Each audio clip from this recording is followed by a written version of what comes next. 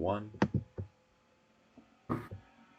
Hello and welcome everyone to another episode of the Sunday Show. This time we're taking a look at the Achaemenid Persian Empire, which lasted from about 550 to 330 BCE, so about a 220-year run. Not the longest for an empire, but not bad either. And the Achaemenids, of course, had a massive impact in world history, one that I think would be a lot more obvious if only we knew a little bit more about them, and if they hadn't been completely snuffed out of existence prematurely by Alexander the Great. So, Sean, how are you doing tonight? I don't know, man. I won't lie. It's been a very rough 2 weeks, to be honest. I'm not going to get into that, but I'm just letting you know in case maybe I'm a bit low energy. Hell, it's been a rough year, I gotta say. Yeah, so that's pretty much about it on my end. So I'm ready to rock and roll and talk about the Persians and get distracted. Rock and reel and tap Something, dancing from the ceiling? dude. I just want something. I just want to talk about something way cooler than anything happening in my life, and definitely anything happening in the outside world. I mean, do you really want to go on and on about Virginia and read the tea leaves into that stuff? No, I don't. Yeah, me neither. Me neither. Don't feel like it. Fuck it. Let's do Persia. Yeah, Persia is much more interesting, and will still be Yeah. relevant next week. Yeah. Virginia will be relevant at least next week. Yeah, if you live in Virginia, of course. But no, I mean, like, yeah, the whole trying to read into every future election based on a current election or a current event, it's a bit stupid and it's a bit ADD, just as a trend. Methodologically, I find it to be malpractice if I'm being polite. Well, I'll add this thing. I think it does seem to portend that the next year will most likely be rough for Democrats. That much is true. I'm just like not surprised at the results, and what I think is what tires me out is the idea that of people seeing what happened in Virginia as some grand repudiation of something bigger beyond the simple fact that we're having some economic problems right now. That we're having And economic problems, and then there's also a lot of local factors in Virginia. Mostly yeah, Terry McAuliffe being really shit, but that always helps. That always helps you lose. So I guess what I'm saying is that like there are things to read into it, but I also think that something like this, I'm seeing a lot of more than usual, a lot more microscoping on it or panic, I guess. So and not to whatever. mention, really blaming people who had no direct involvement in the election for the outcome. Like they're trying to Oh pin the God, whole thing right now on congressional progressives, yeah. which is No, ridiculous. I do have to say off the top of my head though. I do have to say right now though, I'm kind of surprised you didn't pick the picture of like Alexander charging Darius from Pompeii for Well, no, I the wanted main. something that was a little bit more about the Persians, a little bit more their perspective or them that weren't their best, not them being destroyed and hunted down.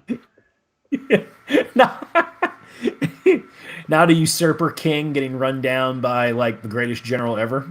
Exactly, I thought that wouldn't really be a fitting way to introduce the subject because that doesn't really capture how powerful Persia was. Yes, yes. What I'd like to do is, I think we were mentioning talking about the sources for Persia, Yeah. which is a fascinating and depressing topic, and then just kind of going through the empire chronologically. Yeah, so in terms of native Persian sources, we have some inscriptions at some of the sites that are still intact. Not a whole lot of detail. We also have some administrative records. And then beyond that, we have to rely on either the Babylonians or the Greeks. And of course, most Western ideas about Persia come from the Greeks. And a lot of Yeah, their ideas seem to be a bit fanciful at times, especially they most Xenophon's certainly ideas.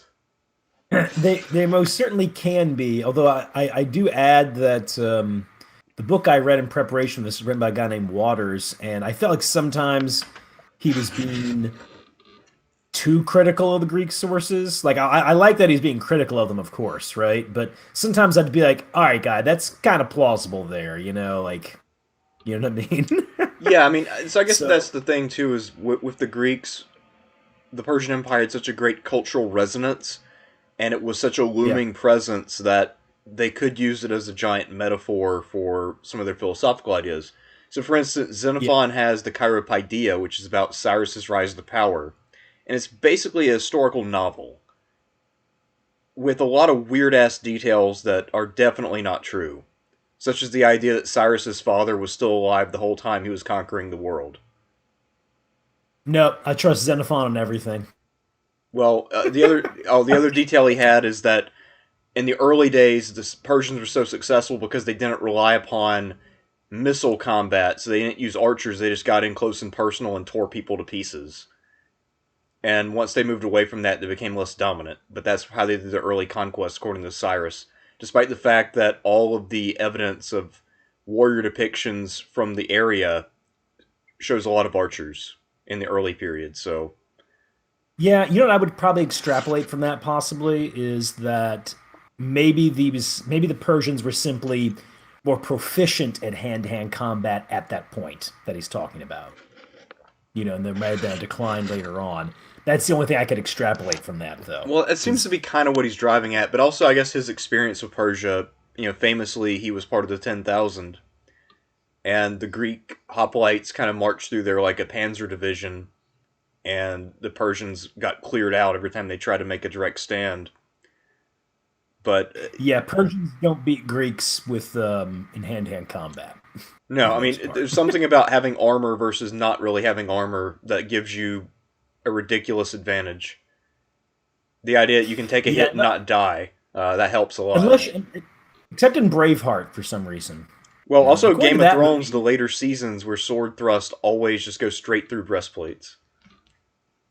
well, the later seasons were, of course, known for being moronic. I mean, I myself quit after the Battle of the Bastards because I said, "Oh, that's fanciful." And I know everybody's like, "It's a fantasy show." I'm like, "Yeah, yeah," but it's a fantasy show that was trying to like be like like not ridiculous in that sense, if you get what I mean. Because Like I know like some the people early kept invoking medieval realism. Yeah, well, I mean, the other battle scenes had whatever problems they may have had, but they just weren't as ridiculous as that Battle of the Bastards thing. Where I'm like, okay, this is moronic. They, I mean, hell, the combat in Lord of the Rings is more realistic. Yeah, I You know? agree. So, so yeah, no, so we have I was surprised to find out that Plutarch had written in a life of Artaxerxes II. Yes, one of his more overlooked lives, but I think one of his more interesting ones. Yeah, so yeah, our sources we have like Diodorus I can't pronounce his name right Siculus. now. Siculus, Diodorus Siculus, and of course our most famous source, Herodotus. Probably the best one, too. Yeah, I get the feeling though that Greece has a love hate thing with Persia, if you will, or like like whatever you hate, you also are fascinated by, if you will. You know, Yes. yeah. So anyway, that's just what I take away from it. Well, another thing And that's interesting. Oh, go ahead. how are the Egyptian sources on Persia? I don't really think they say all that much about the Persians, except that they hate them and want to throw them out.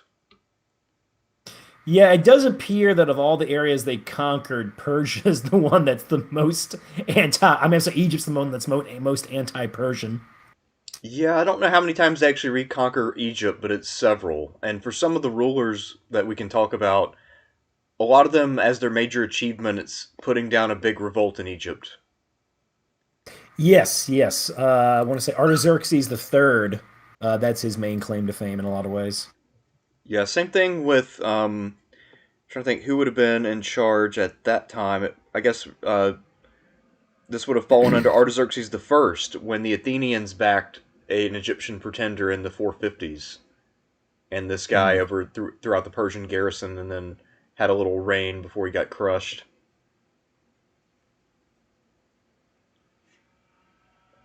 But yeah, so the Persians, another interesting part of their relationship with the Greeks that I think often gets overlooked is that the Eastern Greeks were the ones who really started to develop philosophy, and a lot of their ideas and their original interaction with Eastern culture kind of spurred that Ionian awakening. Hmm. And all that ultimately would have been because of the influence of Persia, linking all of the various cultures of the Near East together and linking them together with the Ionians. So Persia actually Okay. played a huge role in the development of Greek philosophy in that way, and also in providing an example of tyranny. Yes, yes. I think that's an important one to keep in mind. Of course, is they the Persians preferred tyrants because of their when they're fighting the Greek city-states in Asia Minor because they're going to be easier to deal with, if you will. Yeah, It's more streamlined. you got one guy you can go to, and you tell him what you want, he'll give it to you because he wants to stay in power. You give him a few troops, done and done. But later Yeah. on, they do experiment with sometimes allowing democracies or oligarchies, or the Persians are pretty flexible in many ways when it comes to how they govern. Yeah, one thing I noted that the book noted was that unlike, say, if you look like Assyrian art, Assyrian art is like, you got people impaled and slaves being brought in, and that's all very horrific. And they said that a lot of the Persian art is noted for, of course, showing off all the peoples in the empire, but in looking in a far less subjected fashion, if you will, almost like trying to build a giant. I hate saying it like this, but like some kind of large multicultural experiment in a sense is what it started to come off to me. Yeah, actually, I think that's accurate. Um, Persia actually was multicultural in the sense that they did not try to assimilate any of their subject peoples. And they even allowed them to come to serve in the military with their native gear and their native leaders. Yeah, I think the only exception might be it appears that there were some insults to Egyptian religion, which might explain some of their resistance to Persia. But at the same time, as we know, if you're reading the Bible, the Persians are awesome, and Cyrus is beloved of God. Yeah, no, You know. yeah, Cyrus has a very positive reputation in the Old Testament because he restored the Yeah. temple and ended the Babylonian exile. And I mean, to be fair, actually, if you look at the history of the Jewish people in antiquity, the Persians are one of the few empires they didn't try to revolt against. Yeah, yeah. There is some tension noted in in the two books that deal with the Persian era, the few books that deal with the Persian era. There is some tension, but it's not tension with Persia. It's tension within Jewish Hebrew society. Which I do want to. I'll mention a bit later on when we get to my own ideas on Persian decline, if you will.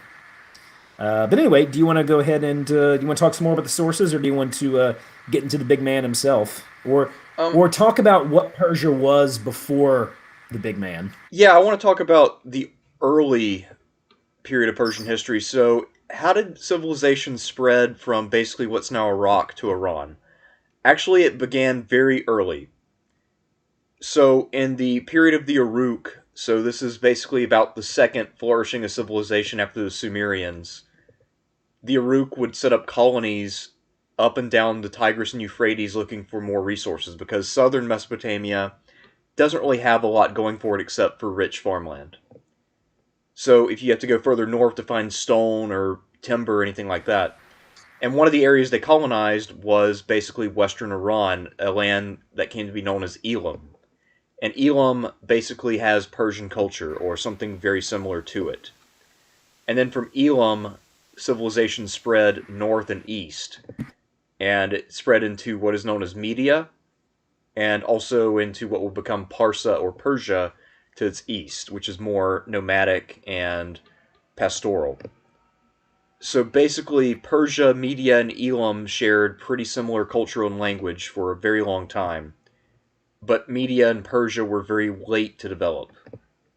So it's only in the early Iron Age when they really emerged. So basically, after about 800, when you see not only all the old civilizations like Babylonia getting going again, but you see a lot of newer civilizations springing up and coming to life, including the Greeks. thousands of miles or hundreds of miles away, I guess, or maybe a couple thousand. So, yeah, you see this great flourishing across the world, and two of the peoples that rise up are the Medians and the Persians, especially the Medians.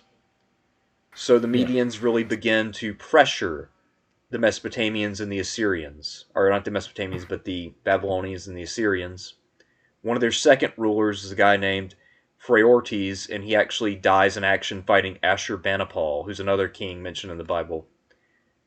And after that, though, the Medians really get their act together, and under a king named Cyaxares, or Cyaxares, who's probably related to the Persian royal family, by the way, under this king, they actually managed to smash up a lot of the Assyrians and Babylonians, or at least the Assyrians, and then Media develops a bit of an empire. And this lasts for a generation or so, but then Cyaxares has a son named Astyages, and he is the guy that gets destroyed by Cyrus. Now, where did Cyrus come from? Well, basically, he seems to have been a distant relative of the Median house, either that or he made that part of his propaganda later. His dad died young, so Cyrus came to the throne maybe about 20 years old, if that. He was very ambitious, and he probably embarked on a campaign that an older man would not have undertaken. It looks like the Median nobles betrayed Astyages and sided with Cyrus, and that's why he was able to win the way that he was. And from there, he then embarked on a period of mass-scale conquest, but always using, for the most part, as his governing centers, the traditional Median and Elamite cities. So Elam had most famously Susa, and then Media had Ecbatana and Pasargadae. Yeah. What do you think of the mythological origins of Cyrus?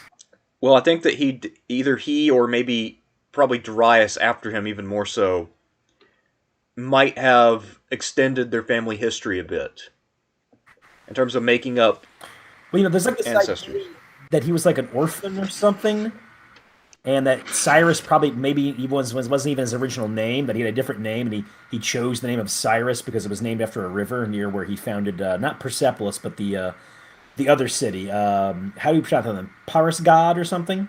Pasargadae? Pasargadae. There we go. Pasargadae. Yeah, It was all. It reminded me a whole lot of like Moses and other, or Luke Skywalker, other orphan heroes. yeah. I mean, that was a common cultural trope in the Near East. The idea of the orphan who washes up in a basket, is taken in by a royal family, becomes a prince, and then sort of leads a revival or some great to people to some great glory. So Yeah. Cyrus probably had multiple versions of his origin story depending on what people he was talking to. So imagine when he meets the Babylonians, he tries to explain himself in terms that will appeal to them. So that's probably why we have multiple ideas about where he came from. And most likely he made a lot of this shit up as propaganda.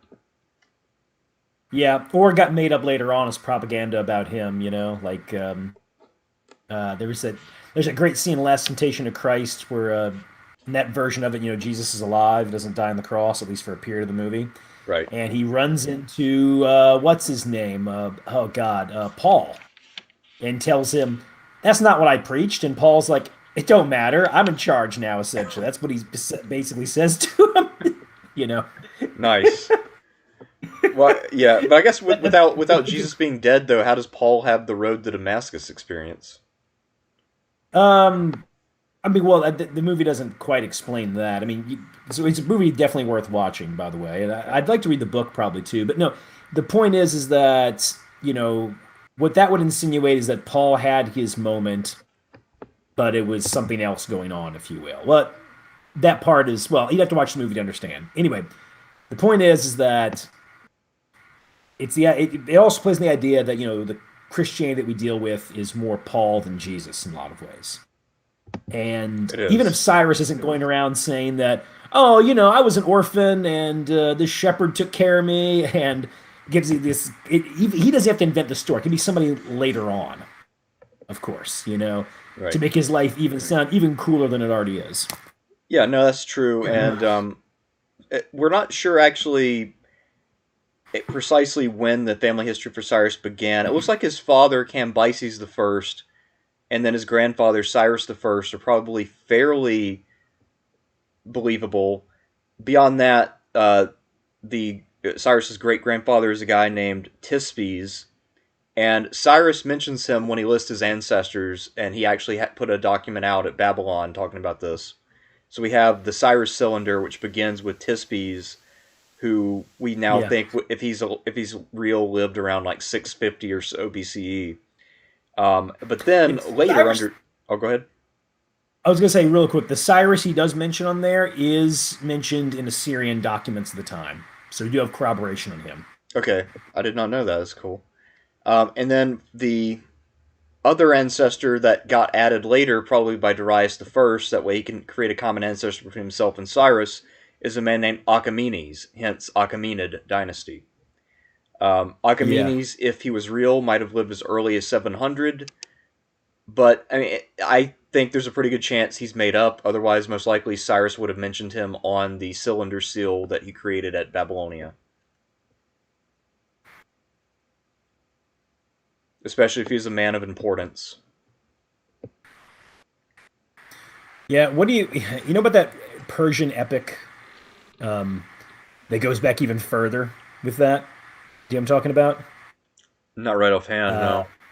it's called like the Shahnamim, I think. I'm butchering pronunciations here. I ran into mentions of it a few years ago, and it does give accounts of these Persian kings, but it's like they rule for 120 years kind of stuff, Of you know. course.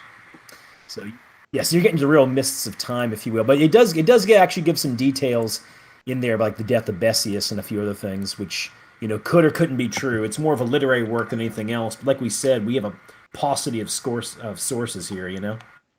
Yeah, I imagine the Persians themselves didn't have a great grasp of their early history, which is a similar problem to the Romans, actually, and then even a lot of the Greeks. When you get beyond, say, about 600 BCE, if you go before that, a lot of what they think they know about their past is very vague, and the chronology is very limited.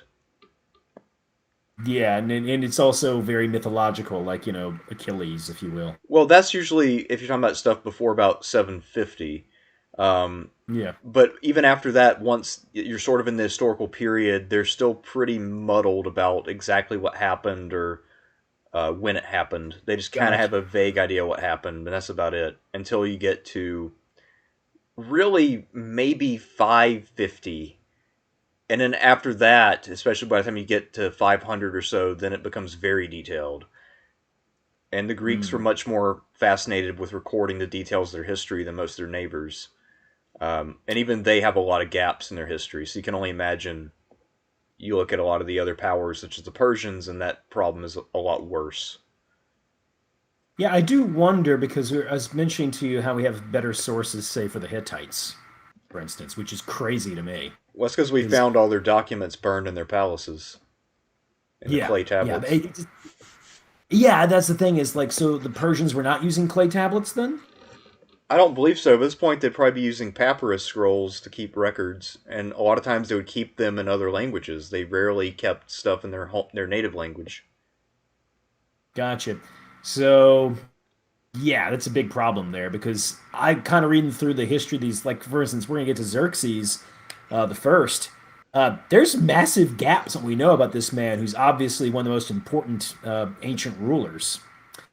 Whereas some of those Hittite kings, we know like weird little details about court intrigues that we probably shouldn't know, from some of those clay tablets. Yeah, I mean, you're right. And also with Xerxes, what I find fascinating is that he's remembered in Persia very fondly, but we don't know exactly why he was all that popular.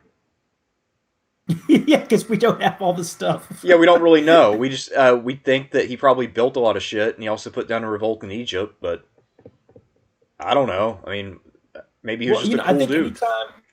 anytime somebody becomes like king of Persia, the first thing I get to say is like, "All right, now get ready to put a revolt down in Egypt. It's coming." Yeah, All right. yeah. Because I mean, in the Western tradition, we always think of Xerxes as being incompetent because of Herodotus' account of him launching a huge invasion of Greece and failing spectacularly against he basically just snatched defeat from the jaws of victory because the Greeks had no business winning that conflict. So we always think of Xerxes in a negative way usually, but in fact, it seems that overall, outside of his expedition to Greece, he was pretty successful. Yeah, yeah. But I mean, Greece kind of represents the edge of empire, if you will. Like that, there's a point where the Persian Empire, in like any empire, really can't expand further beyond the borders it has, right? Like it reaches its furthest extent, and Greece was just so much of the edge of the empire, you know. Yeah, I think there's Yeah. something So, to but that. anyway, Cyrus, interestingly enough, he overran Anatolia rather quickly, I must say, considering how rough the terrain can be there. Yeah, not only did he do that, but he also, it looks like, overran Anatolia prior to defeating the Babylonians. Yes, yes.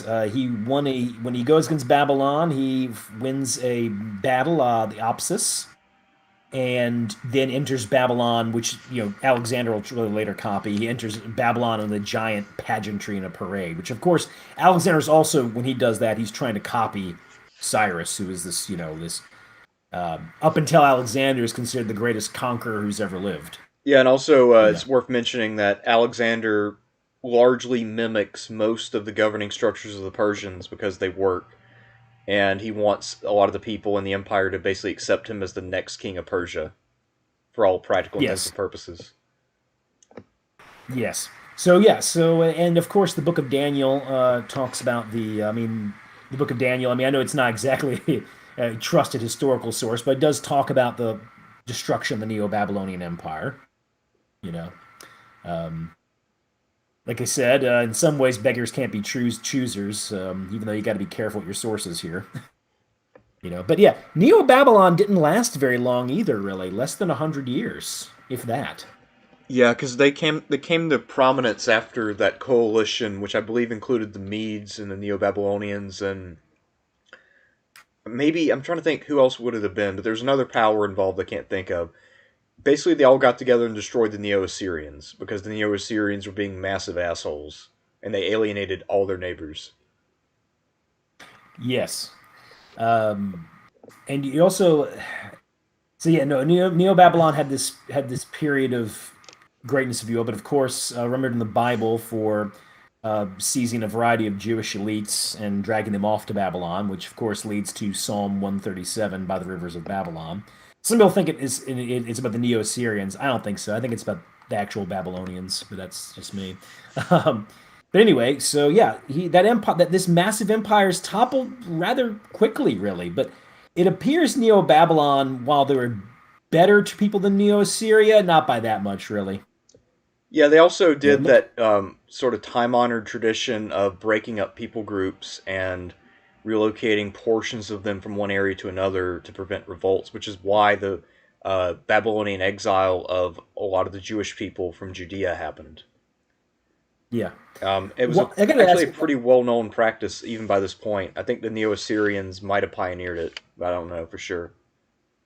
I believe they did pioneer it. I don't know who else would have exactly done that, but yeah, which is kind of interesting. The empire they've toppled, they're going to copy, and that breaking up of people does not seem to have worked all that well. you know.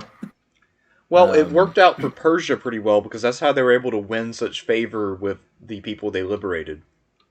I mean, we know that from the Old Testament with how the Jews revered Cyrus because he ended the well, yeah, Babylonian no, no, no. exile.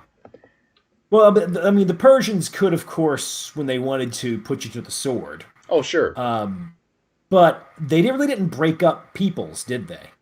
No, typically, Yeah. actually, if So, anything, the Persian model of governance was almost libertarian. huh, I mean, it really was. You think about it, what did they spend money on? Roads, the military. That's pretty much it. temples, Temples. uh, Yeah, I mean, and it would grand, help even grand native construction temples. projects.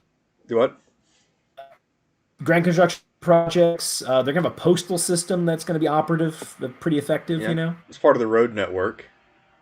Yeah, yeah. Yeah, I mean, We it's got that every Royal Road. Yeah, so I mean, basically, Then a lot of their things are very basic, and they really just they want you to pay a certain amount of tribute to them if you're a subject person, and you do that, and you don't have any problems from Persia. And apparently, taxes were relatively reasonable.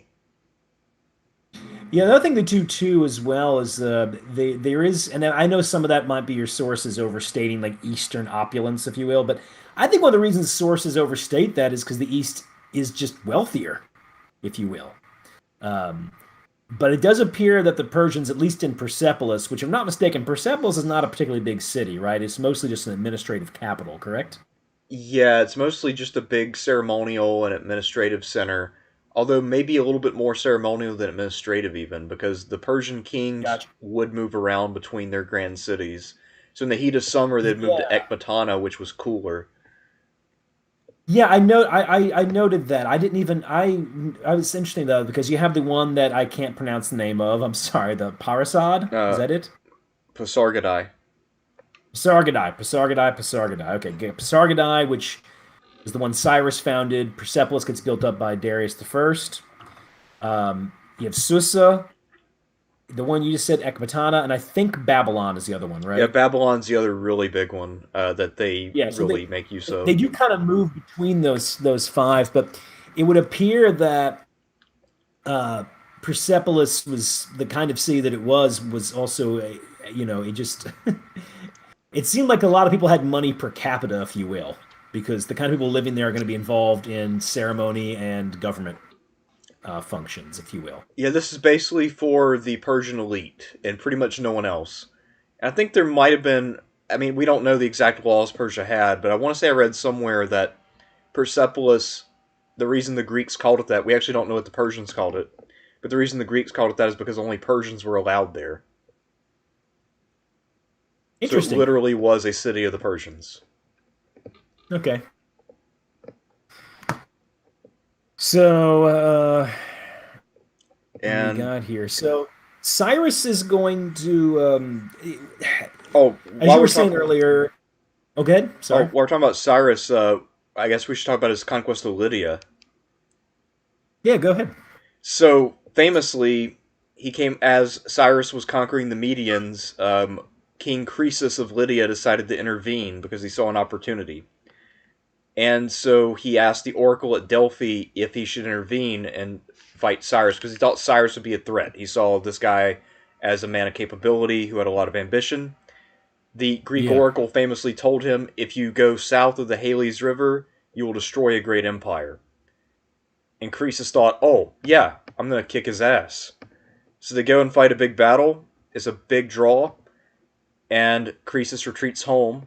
And then Cyrus secretly follows him, takes him by surprise, and defeats him in his own capital of Sardis. And that's how he took Asia Minor so rapidly. Wow. Or at least according to Herodotus. Quote was according to Herodotus. Yeah. Yeah, and most But no, likely in real history, Croesus dies at this point. But in Herodotus, actually, Croesus is spared by Cyrus, who sees him as a wise man who has learned things, and then becomes a trusted advisor for a couple more decades. why do you think Cyrus is so successful militarily? Um, is he doing because in the case of the Assyrians, they became masters of engineering. They were very good at using iron weapons. They were good at mass producing iron, and you also had the ruthlessness of their tactics. They had their bows were much more their bows and arrows were much more effective as well. Compound Is there bows. something we know that gives the Persians a military edge? Well, I think that they do have horse archers, and I think they might be about the first to have them in large numbers. Um, Eastern Iran, where they're from, is good horse country. So that's one thing Gotcha. that they have that even the Medians don't. And then, in general, just their cavalry as a whole is superior to anything that they encounter. So that was really their ace in the hole. No offense to Xenophon with his idea of shock infantry. Um, but it was really was the horsepower of Persia. But to back up with the Assyrians for a minute, they were mostly famous for their scythe chariots, and they also made a lot of innovations of a negative kind. They invent crucifixion, for instance. And what else do the Yeah. Neo-Assyrians invent? I think they also invent quartering. Wow. And like I said, the art I've seen, a lot of impalement. Yeah, they probably invented that too. I don't know. I mean, they seem to have had a special talent for torture. I feel like the Neo-Assyrians in the Bush years, they could have held half the cabinet post. Do you think we should do a video on them sometime? Do you want to talk about psychos for a minute? Well, at least the rulers, you know. I Yeah, mean, I we don't know, could but talk I'm about not. Ashur Dan and all the rest of them.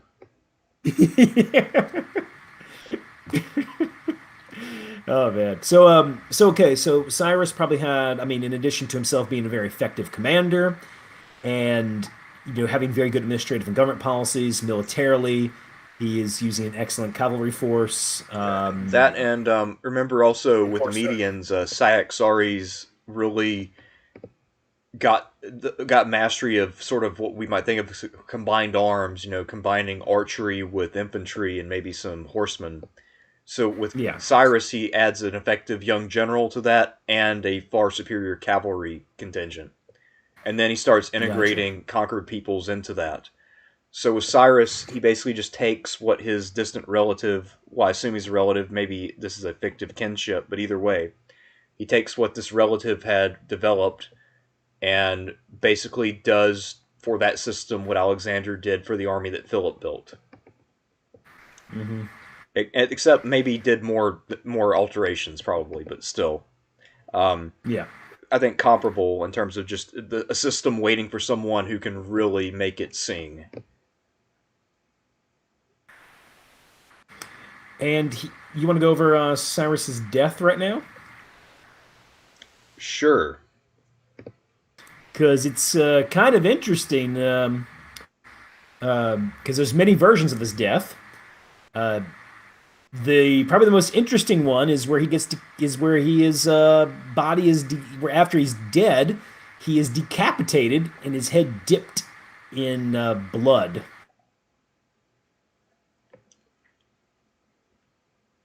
Yeah, I think You know there's about that one? also. I know that there are multiple versions. I haven't heard all of them though. That one's new to me. I'm gonna pull that one up because it was there are multiple versions and this was the dramatic one, if you will. Um, but let me pull up the details. Ah, there we go. So this is Herodotus mentions this one, and this of course means campaigning to the northeast. Yeah. And the way it goes is the Persians were who are they fighting at that time? The Massagate, who were ruled by a widow named Tomyris, and she told Cyrus, "If you invade my territory, you'll pay the price." Well, the Persians set up a trap for them. They have them. They retreat, and then they let the Massagates enter their camp, and there's food laid out, and they start eating because it's like the Battle of Shiloh when those Confederates see the food, right? They're like, "Oh man, I can't pass up bacon," Um, so when that happens, is the Massagate also apparently drink on wine, some of which I think might have been tampered with. The Persians attack Massagates and defeat them, but Cyrus at some point dies, and the Tomyris, the widowed queen, actually has his head chopped off and put in a giant bowl or a vessel of blood, if you will, because he was to say that he was a man of bloodlust. They've been warned not to come here and conquer, and that was the price. That was the kind of symbolic revenge upon him, if you know what I mean. Like, you are so bloodthirsty, I take the head of the great conqueror and stick him into a vessel of blood. Somewhat reminding me of when Genghis Khan had gold poured into the mouth of that one administrator on the border. I forget his name right now. I think his name is Otar or something. The one who had precipitated the war between the Kharazm Empire and the Mongol Empire. One of those kind of things. I don't know. I'm always a fan of the dramatic, symbolic death stuff. Yeah, no, I think that's a pretty good story. Um, Yeah, I mean, well, I don't know if it's true or not, everybody, but I think it's pretty cool. yeah, I think there's another version where he was just worn out from the campaign and just came home and died. which is pretty believable, but not very interesting. Yeah. But basically, we all agreed that the Scythians had a lot to do with why he died. Yes, that region, of course. Which is interesting to note too, because in some ways they're of course your first great horse archer army and empire, even though their empire is not nearly the size of the Persian one. But that would also explain why the Persians just have so many difficulties with them over the years. Well, that and they don't have You any know. urban centers that they have to defend. Because just like a Yeah, lot of very true. empires, I think there's a similarity between the Achaemenids and also the Romans in the sense that their empire will only really go as far as they can find cities to conquer. Yeah. Well, we do get some interesting thing about imperial overreach in the in Cyrus's son, uh, whose name is there a way we're supposed to pronounce Cambyses. his name? Just Cam. Cambyses the second, Yes. or the first if you want to discount the previous one. And before we get to Cambyses II, just quick note for everybody: we are doing a book giveaway tonight, so highest bidder Okay. can either. Unfortunately, I don't really have too much deals directly with Persia, but I do have two books of Kagan's series on the Peloponnesian War, and one of those books in particular, the one on the last portion of the war, the Ionian War, deals fairly extensively with Persia, especially as Persia acting as financier of that war. Mm. So that could be relevant. You can either have that or the Sicilian expedition, where the Athenians invade Sicily in the middle of that war. Or as a third option, you can also have The End of Equality by Mickey Kaus. Why you would want that book, I don't know, but I'm not you, so maybe you do want that book. Either way, those are your three options if you end up winning the book giveaway tonight. Yeah, Cambyses the second. His big deal. He's mostly known for the conquest of Egypt, really, Yes. and there's some controversy with him involving Egyptian religion. There's some evidence that he may have insulted Egypt in a religious sense, especially involving something called the Apis bull, if you will. Uh, this may or may not be true. I think there may be a lot of truth to this one, and this partially explains why Egypt constantly rebels against Persia. I believe there actually might have been a true religious clash in this case. You I know. think partly it was that, but also I think there is a certain cultural chauvinism with the Egyptians comparable to what the Greeks had, in the sense that they Yeah. did regard themselves as a superior culture, and whenever they saw an opening, they tried to revolt. Yes, I think you're absolutely correct on that one. Yeah. I've noted that one as well. And yeah, it's yeah, and Egypt also has essentially been able to maintain a certain cultural cohesion far longer than these other regions they've gone into as well. You know, and if we are to believe Herodotus, Cambyses was a little bit unhinged.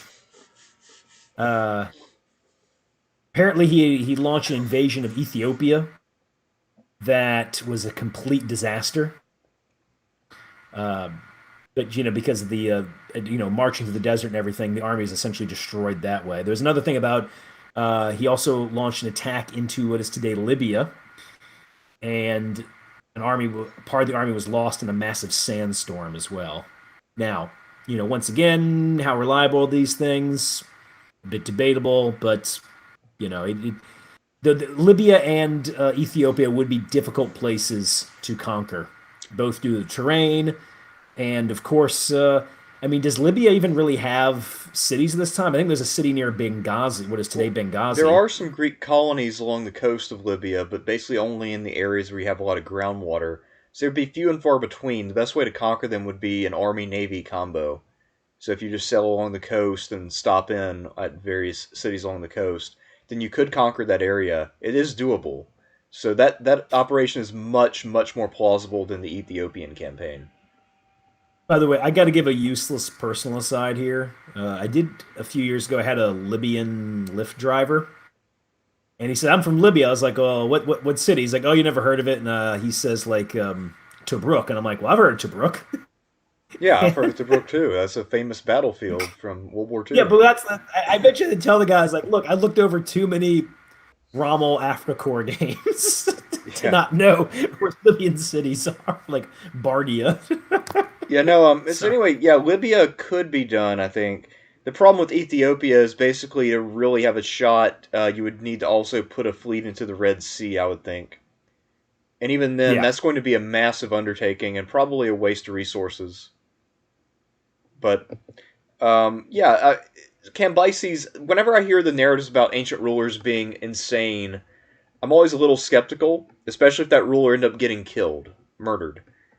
And the reason for that is that I think most of the time those are stories that are either exaggerated or made up because this person had enemies and they were looking Mhm. for an excuse to assassinate that person, and claiming that they had mental illness is one way. I mean, I've talked about Caligula in the past, but another example, which also takes place in Herodotus, Cleomenes the First of Sparta, longtime king. He was the eldest son, and he ruled until like 492 or something like that. So he was a guy who was a bit sporadic and fairly imperialistic by the standards of Spartan kings. So he tried Yeah. to intervene to throw off the original Democratia in Athens and lost. And he did some other things that didn't necessarily have the full approval of the home government. And then later on, he did some more stuff that raised eyebrows. And supposedly he was then put into a stock in the middle of town to restrain him, but he somehow got a hand free and mutilated himself with a knife and died. So then they said, yeah, that man was completely insane. I bet he was murdered by his political opponents because he alienated them. And by the way, the reason him dying is the only reason why Leonidas was ever king, because Leonidas was his younger brother. Mm. Yeah, I think, I mean, there's some, of course, like I think Artaxerxes III, when we get to him, I think there's enough evidence to say that, yeah, he's probably a fairly cruel ruler. Yeah, I mean, Especially, especially cruel for a Persian, yeah, so I to mean, be I real get appropriate. to what it basically what I'd say is whenever I hear an ancient source call somebody insane, I usually interpret that as members of the ruling class didn't like this person because he stepped on their toes. So basically, this guy was an Yeah. asshole. He wasn't insane in terms of like needing a straitjacket. He was just an asshole. Yeah, I don't think insane people conquer Egypt and Cyprus, you know, just don't. However, him being an asshole, and plus, like you said, Egyptian chauvinism and whatever, maybe some missteps with the religion, all that could have really combined to make Egypt eternally antagonistic towards Persia, if you will. That said, though, Cambyses, we don't really know how he died. One thing said he might have committed suicide. Another is that he may have been wounded in Syria and died. Another one is that he just just had an accident, if you will. So no one really knows what happened. Cambyses, he might have been assassinated. That's of course if you think that the guy's going to succeed him, Darius the First, was involved. If you believe that being the case. Yeah, I mean, his death You is know. very mysterious, and also the rise of the pretender Bardia, who claimed to be Cambyses II for a while. Although I guess there's also the possibility that, especially if Cambyses had some sort of medical emergency and his appearance altered a little bit, then maybe people who were ambitious tried to claim that he was an imposter and killed him. Wait, I thought no, no, no. Bardia was supposed to be his brother, and he didn't claim to be Cambyses II. But the idea that Darius had was that the guy who was saying that he was Bardia actually wasn't Bardia. I believe that's what it was. Oh, I haven't read. I think this is in Um, book 5 of Herodotus. I haven't read that in a while. Which actually, I think book 5 is probably my favorite book of Herodotus, which makes that all the more unfortunate. But anyway, yeah, I can't remember if it's that or if it's that Darius Darius's accusation is that Bardia was posing as Cambyses II himself, which is how I yeah, you get remember a it. whole you get you well yeah you get a succession crisis, which by the way is really after the death of Cambyses II. This is the norm in Persia. Is going to be succession crisis. Most of these rulers are going to be most of these rulers are going to be settled with some kind of short, sharp civil war or some palace intrigue. which of course the Tales of Palace intrigue got to be kind of careful with because this idea of like there's an obsession in the Greek sources about the court being controlled by women and eunuchs, if you will. Yes.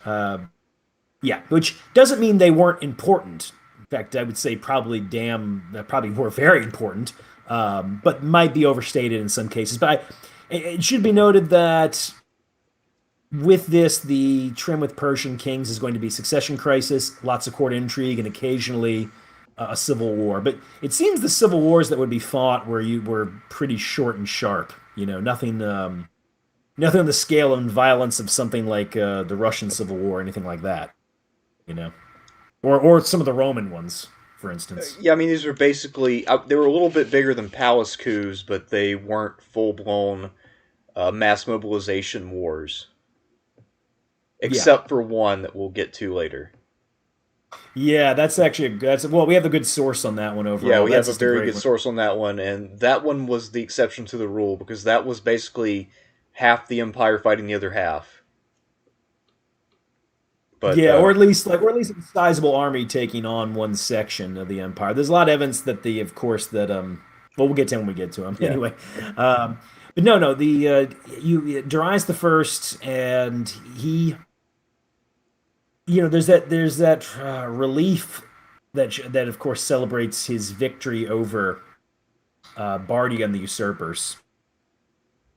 And he goes on about how they defeated the lie, which, as you know, in Persia, there's an obsession with the truth, if you will, right? Right. Yeah, I mean, and it's interesting to note that too. Also, a bit of an obsession with alcohol, which we'll get to in a bit, But yeah, what was the thing they said that Persian boys would be sent to the academy to learn to shoot a bow, ride a horse, and tell the truth. Yeah, that was supposed to be their education. Yeah, and I believe the Persian word for truth is a common Persian name, if I'm not mistaken, or like a play on it, if you will. Ah, I didn't know that. I could be wrong about that. I think I remembered reading that a while back. So nobody take me to task on that. But I do know that Persia seems obsessed with the truth. In the case of Darius I, he's calling these people who he is defeating the lie. But of course, Darius I himself could just be the usurper who's making up stuff to make himself look good, right? Yeah, and also he most likely did invent an ancestor named Achaemenid who never lived, in order to make sure that he could claim a common ancestor with Cyrus, because he says, "Yeah, my great grandfather and Cyrus's great grandfather had a common father." Oh God! And then also he marries one of Cyrus's daughters or something like that. So I mean, he makes sure that he's in the family as much as possible. And like I said, that seal that Cyrus created at Babylonia does not include Achaemenid. And so there's a very, very good chance that Darius pulled this name out of his ass in order to justify his usurpation, or at least his rise to power. But I mean, I think there's a lot of evidence, even Herodotus, who doesn't exactly accuse him of this openly, that Darius was a master politician. He played everybody around him. So there's that constitutional debate, which is probably a Herodotean invention, where different people are arguing for different constitutional setups for the Persians. One Persian argues for oligarchy, one argues for democracy. Darius wins the debate by arguing for monarchy. And of these men who are there, who will all be eligible for the office, he ends up being the one who wins it. So he wins that debate, and then they try to decide who's going to be king. And because they're all obsessed with the truth, they want to have their horses on a hilltop, and then whichever horse neighs first, randomly, will be king. So Darius rigs the game by giving his horse something that will make it neigh, or sneeze, or whatever it was. But yeah. Other sounds like a politician. If I'm not mistaken, he's the one who sets up the system of satraps, provinces, and whatnot, and also creates more uniform coinage, if you will. Yes, Darius is an excellent organizer. That's the thing is, Cambyses II is just trying to extend his father's realm.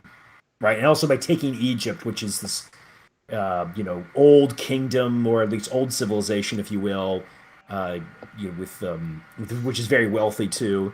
Darius is essentially much more about consolidation, even though he's going to have his share of conquests. Yeah, no, Darius is. I think of Darius more as the great administrator. The guy who really founds the Persian state. Cyrus creates the empire, but Darius regulates it and makes it stick. Yeah. So I think there's a case to be made. I think there's a pretty good debate as to whether Cyrus or Darius was the greater ruler.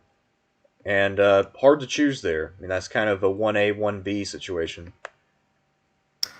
Yeah, one could make an argument that well, definitely Alexander didn't have a Darius to follow him, and He almost one did, could though. debate. Who would that have been? Seleucus. Okay. Wait. Come on, no man. Antigonus the One-Eyed. Well, Antigonus would have been great too, but I mean, he ended up getting destroyed. Whereas He's Seleucus, the best hope of success. I mean, Seleucus He's the was best hope on. of... I mean, Seleucus was pretty damn close to having the thing won when he got assassinated. Yeah.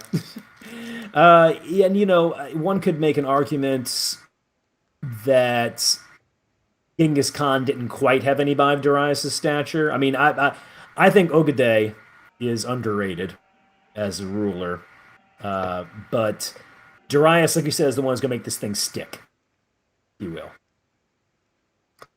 But yeah, I know he's invades the Indus Valley. He puts down revolts in Egypt and Babylon. Law has a Scythian campaign as well. But what military action is Darius most famous for? The Ionian Revolt and the Battle of Marathon, because again, most of our sources are Greek. Yeah, I one thing I did learn about this I didn't know. Darius invaded Thrace. Yes. And the Thracians were essentially Persian subjects, or at least allies, for a long period of time. I mean, I even read that Thracians apparently liked Xerxes and held his route that he took through Greece as some a sacred procession, if you will, and that Darius's armies, if not Darius himself, actually reached the Danube and made an alliance or something with Macedon. Yeah, no, at one point, Darius did enter into Europe, probably as an excuse to conquer the European Thracians, because actually the Thracians are divided between Europe and Asia. So the area that would later become Bithynia, that was actually an area full of several Asiatic Thracian tribes. So most likely, if there was a revolt of the Asian Thracians, he used that as an excuse to go conquer the European ones.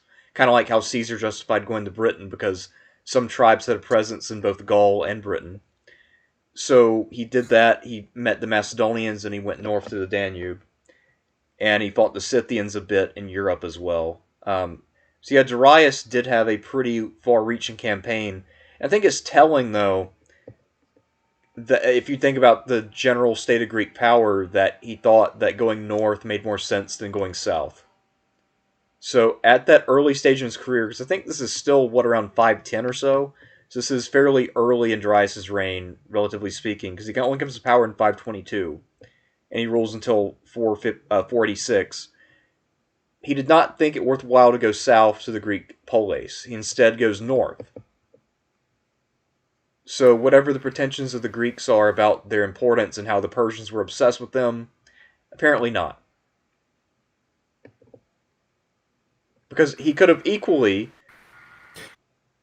justified an invasion of South Greece because he ruled a bunch of Greeks in the east, but he didn't. Yeah, it's hard to tell. I mean, it's not like Thrace is like a land of plenty and wealth, is it? No, but it has a lot of good soldier material. And one thing we haven't really Yeah, talked about is that this might be either Cyrus or Darius, but not only are there these native contingents of troops, but also there are Persian garrisons, usually fairly small, scattered throughout the empire, to back up the satraps. And then the satraps use their own money. They can mint their own silver coinage to hire mercenaries or native levies in order to put down revolts and keep order and fight border wars. So there is kind of this combo system. I think with Thrace, though, he's probably doing it to control the straits. That's what I Yeah, think it is. that's probably it, Yeah. actually. I mean, that makes sense. You want to get that Black Sea trade. There's a lot of grain coming out Yeah. of there, especially once the Greek colonies in the area get going. Yeah, so I think that's why he's concentrating Thrace as opposed to Greece. Not that he's going to ignore Greece, of course, or at least not Athens, right? With the marathon. Right. But that will come But a little later. that's more of a punitive operation, though, isn't it? Yes, it is. It's purely punitive because what happens is you get to 499, a complicated series of events, but basically a couple of the Greek tyrants uh, were in trouble, especially a man named Aristagoras, who his predecessor Histiaeus had gotten on Darius's good side for a while, but then he had become too ambitious, so Darius took him home to Susa, and then allowed Aristagoras to continue to rule in Miletus, which is one of the bigger of the Greek polis in Ionia. So some time passes, about a decade or so. Aristagoras convinces Darius's brother to embark on a major campaign against Cyprus. This campaign turns into a complete shit show because he feuds with the commander that's sent out. He's afraid he's going to get executed, so he starts to raise a revolt of the Greeks. And then Histiaeus comes back and takes over later. But basically, this revolt starts, if Herodotus can be believed, because of the ambitions of a couple of tyrants who wanted to break away from Persia to avoid getting executed for failure. And then they get the Athenians and a couple other people to send aid. So the Athenians send 20 ships, and they join in an expedition under Aristagoras. They go up to Sardis, which was the satrapal capital for the Western Persians, at least one of their satrapies, and it had been the former capital of Lydia. They burn it to the ground. This really pisses off the Persians because that's why they burn down all the Greek temples when they invade Greece, because the Athenians and their allies burned down the temples in Sardis. And so, after they deal with the Ionians, Yeah. Darius orders one of his cousins and a general to go and crush the Athenians and others. They land at Marathon, a battle is fought, and to everyone's shock, the Athenians won. Why is everybody shocked that they win? Persia at this time is considered largely invincible in the Greek world. They don't lose many Gotcha. battles. And actually, the reason the Athenians came home after the sack of Sardis is that they then fought a battle at Ephesus where they tried to fight against the Persian cavalry, and things went very poorly, so they decided, fuck this, we did our part, we're going home. And then the Ionians all got crushed. Gotcha. So the Athenians themselves thought that they were totally fucked. And also, they thought they were really mad at Sparta for being slow to show up. Because they invited Sparta, but Sparta was doing some sort of religious festival, and then only arrived a day or two after the battle. Hmm. But the Athenians managed to win on their own because they managed to close quarters before the Persians could really fully deploy, and they basically turned it into a slugfest in close quarters, and that's where that heavy armor came into play. And they managed to Yeah. defeat the Persians. They also had some help from the small city of Plataea, which I guess can never be. They should not be forgotten. The Plataeans were very honorable in the Persian wars. They fought very hard, even if they are small. And anyway, the Athenians won.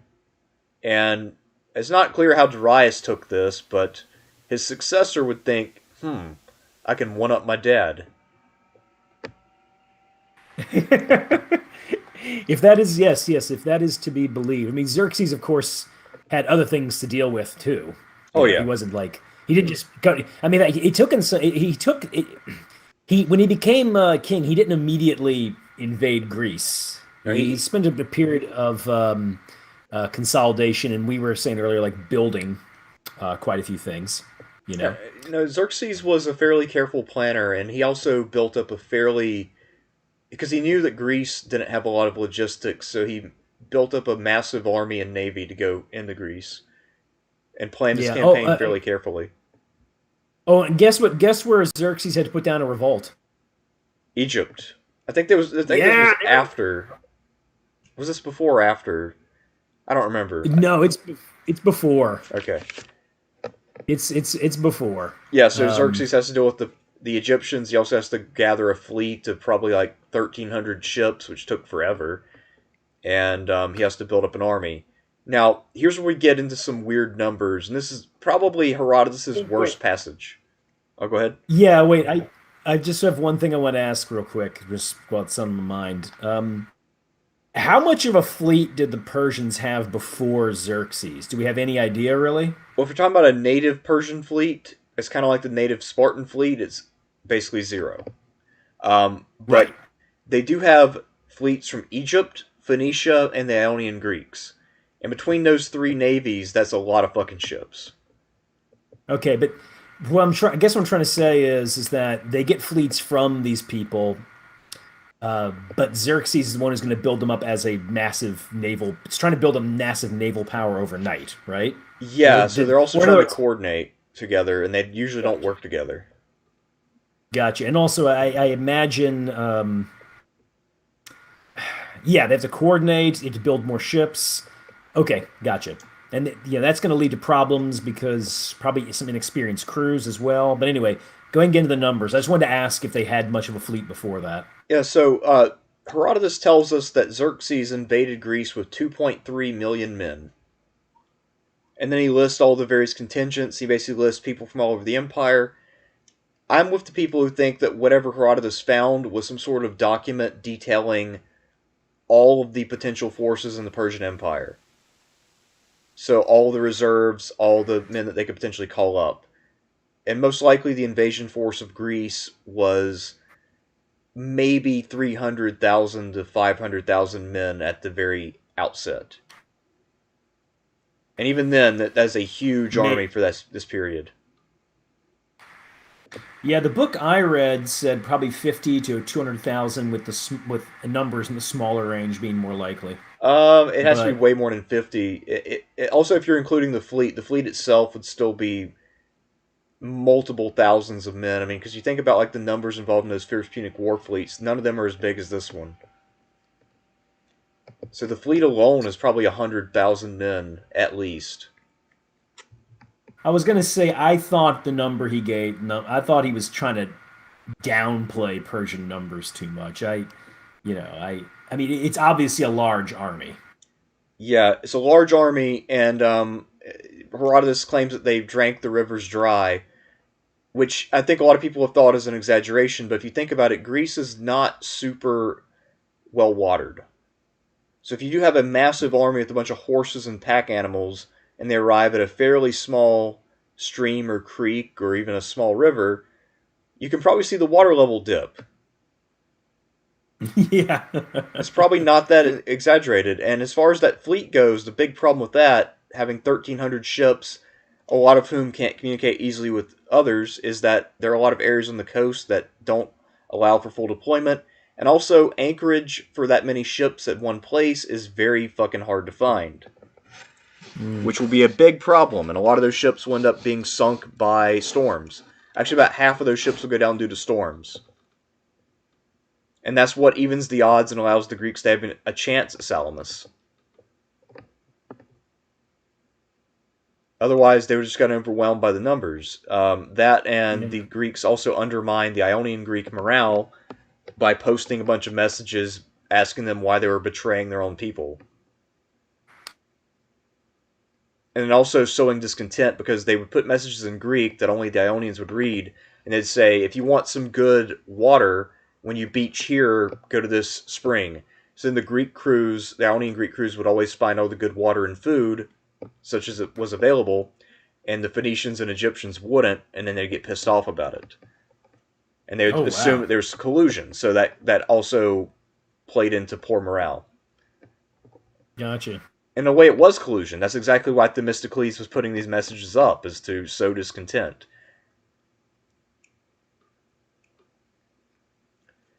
But yeah, so you get to also the Hellenic League is put together. The reason why Athens and Sparta team up is basically because Sparta had famously killed an ambassador, so they had violated international law, and Athens had both participated in the burning of Sardis and won at Marathon. So Darius, or not Darius, but Xerxes said, "I'll accept earth and water, that is submission, from anyone except Athens and Sparta. And I think he actually added Plataea into that too. So they have to join together and try to figure this shit out. Otherwise, Why Sparta though? they killed an ambassador. Oh, that like the scene in 300. Yeah, except it was a well, not a spike pit. But basically, that story is more or less true. I don't think it was Leonidas who did it, but it was somebody. It actually might have been Cleomenes before he died, being the asshole that he was. But Did he yell, "This is Sparta"? I mean, I wouldn't be surprised if he did. I mean, he was that kind of guy. He would do something like that. Leonidas would not, though. I mean, by all accounts, Leonidas was actually pretty good at getting cooperation out of people, and he was a pretty civil dude. So he's not Gerard Butler, who is. If you ever look at Gerard Butler's like Rotten Tomatoes movies, they're all like critical failures, and they're all like you look at me like just a series of bad movies the guy's been in since 300. You ever look? I mean, he has like for somebody who was like popular for a minute, and he got to like be in a bunch of movies, and they're all like terrible, like shit like Olympus Has Fallen. Yeah, no, Gerard Butler, I feel like he's one of those guys who relied very heavily on his looks. Yeah, his physique and everything. Yeah, I mean, I think the current version of Gerard Butler is Jason Momoa. yeah. Well, he's had more hits though. He's had more hits, but god damn, he can't act. He's good in action scenes. He would be a great stuntman, but he can't act worth a fuck. No, actually, I think weirdly enough, I think the only thing I ever saw him act in where I thought he was like actually like I was like, oh no, I thought you did good acting there was just Game of Thrones season 1. Yes, Khal Drogo. That was his best character because Khal Drogo's a man of action. Yeah, but no, I mean he was a horrible Conan. I mean, that was terrible. And also, Aquaman is one of the worst fucking movies I've ever seen. And I'm not kidding when I say that. I'm being quite serious. It is one of the worst movies I've ever seen in my entire life. Well, here's a fun story about that. This guy, his girlfriend was saying like, "Hey, I want to go see Aquaman." He's like, "Really?" And she's like, "Yeah, I've actually always been a fan of the comics. So for Christmas, he bought her a bunch of the Aquaman stuff, where he's got the orange and green suit and the yellow hair, like comics. And like, here, I bought some comics for you to read." Wow. That was a good troll job, I have to say. Yeah, I mean, I remember because my girlfriend likes Jason Momoa, so when she saw the Aquaman was kind of, she's like, "Yeah, we need to go watch that." So I remember we saw it in theaters, and at the end, we were basically, so was that movie merely terrible, or is that the worst thing that's ever happened? But is it worse than Wonder Woman 1984? Yes. I mean, I haven't seen Wonder Woman 1984, but I'm going to preemptively say yes. I haven't seen the whole movie, but I heard the end of the movie was bad, and I watched it. And yes, the end of Wonder Woman 1984 is one of the worst movie endings I've ever seen. Complete shit. Well, the thing about Aquaman is that the whole movie is really, really fucking bad. It starts nowhere and stays there. I mean, that crap in the end of Wonder Woman 1984 is beyond Ed Wood. In fact, I'll venture to say right now, sir, that the end of an Ed Wood movie isn't actually all that bad, considering the budget. Well, Ed Wood at least had a certain charm to his direction. I mean, certain campiness, certain charm, and if you can't really get into it, at least you can laugh at how bad it is. I mean, when you have these high-budget shit movies, I mean, it just hurts. It's just depressing. It's just depressing. It's just like, who the fuck approved this? Why didn't somebody on set say, "This is crap"?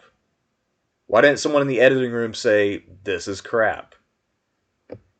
Also, hey, quick question, if you may know this. How did I mean, of course, the Hebrews are going to give military contingents to the Persian armies whenever they're in action. I'm wondering, like, how large those contingents be, and do we even know how effective they were? So, I mean, all the contingents would be based on relative ability to contribute, so numbers would be based on estimates how many people live there.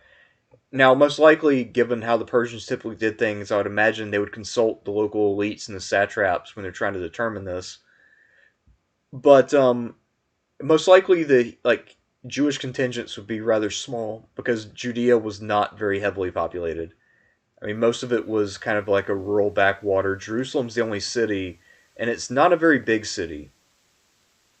So, yeah, they probably didn't contribute very many men.